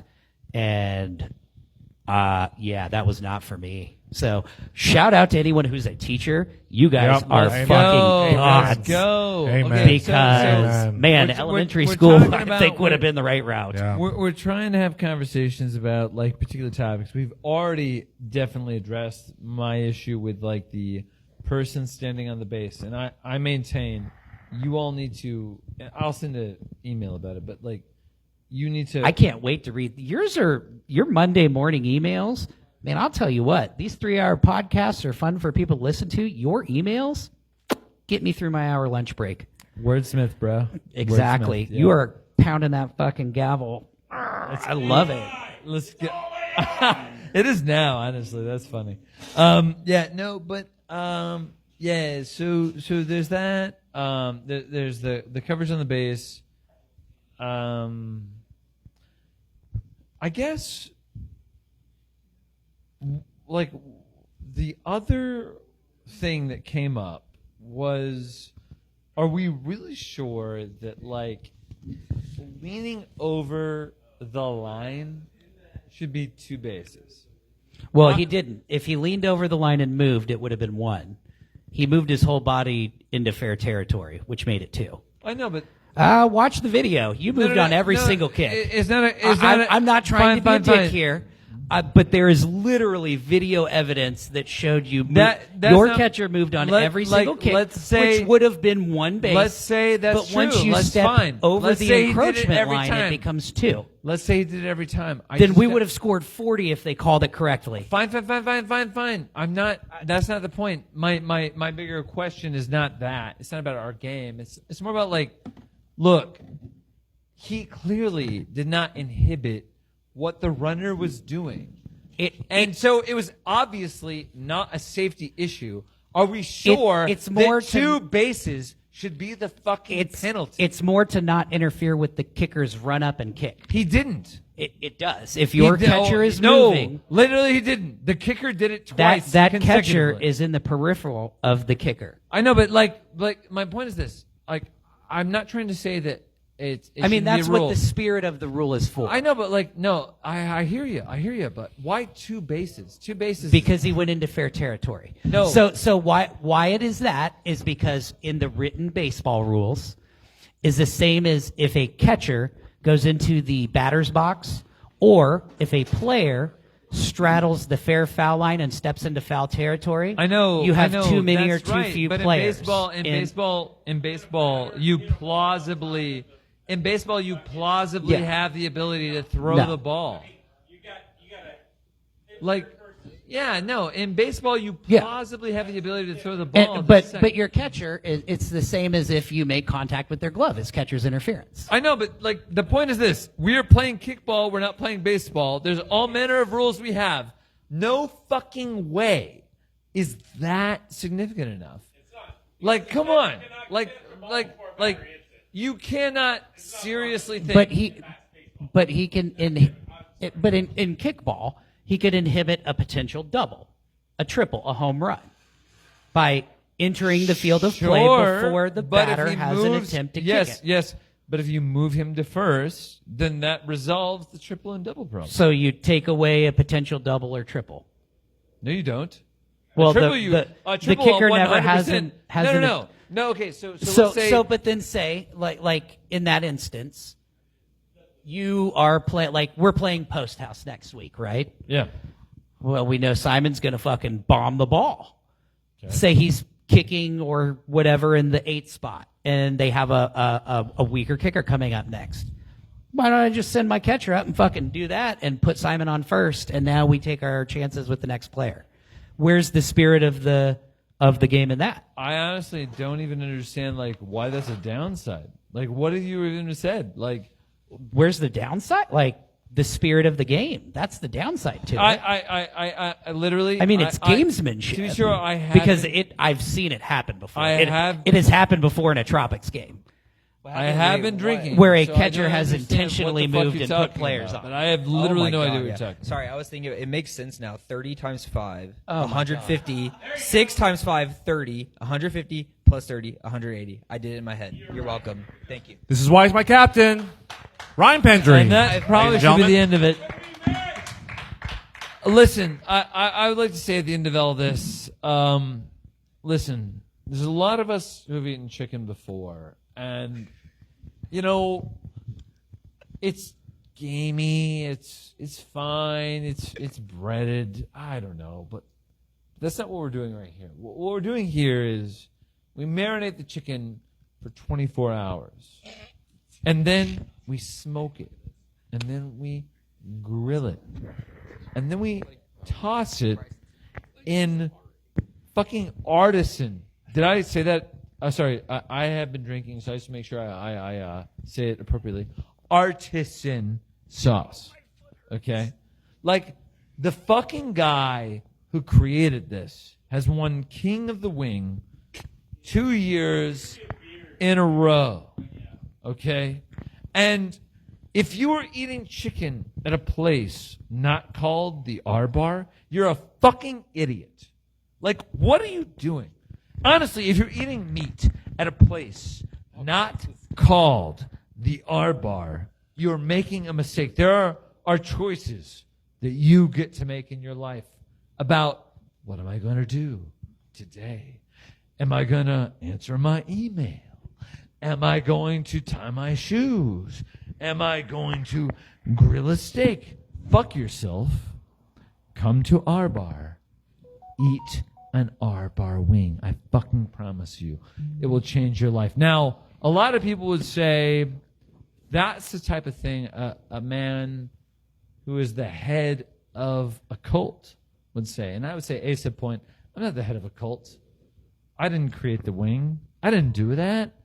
I'm a member of a cult. Of a cult. You know? And you know, a lot of people say cult. Other people would say religion. And religion has a positive connotation, doesn't it?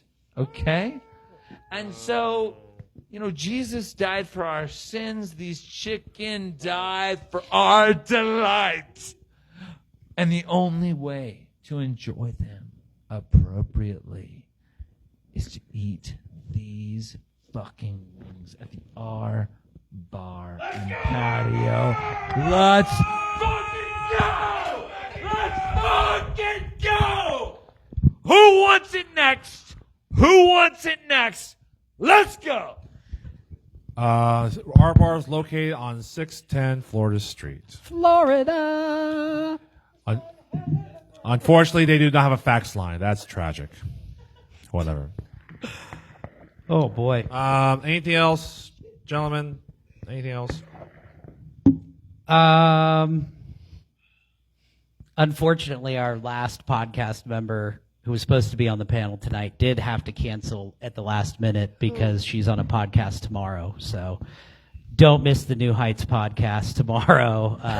Taylor Swift will be appearing. Taylor, look, talking we're about not her new blaming album. you. When it's fine. The Life of a Showgirl. Karma, motherfucker! That's right. So, Cougar, why don't you take us out of the round 1 era and into the round 2 era? All right. Thank you, everybody, for joining us this week.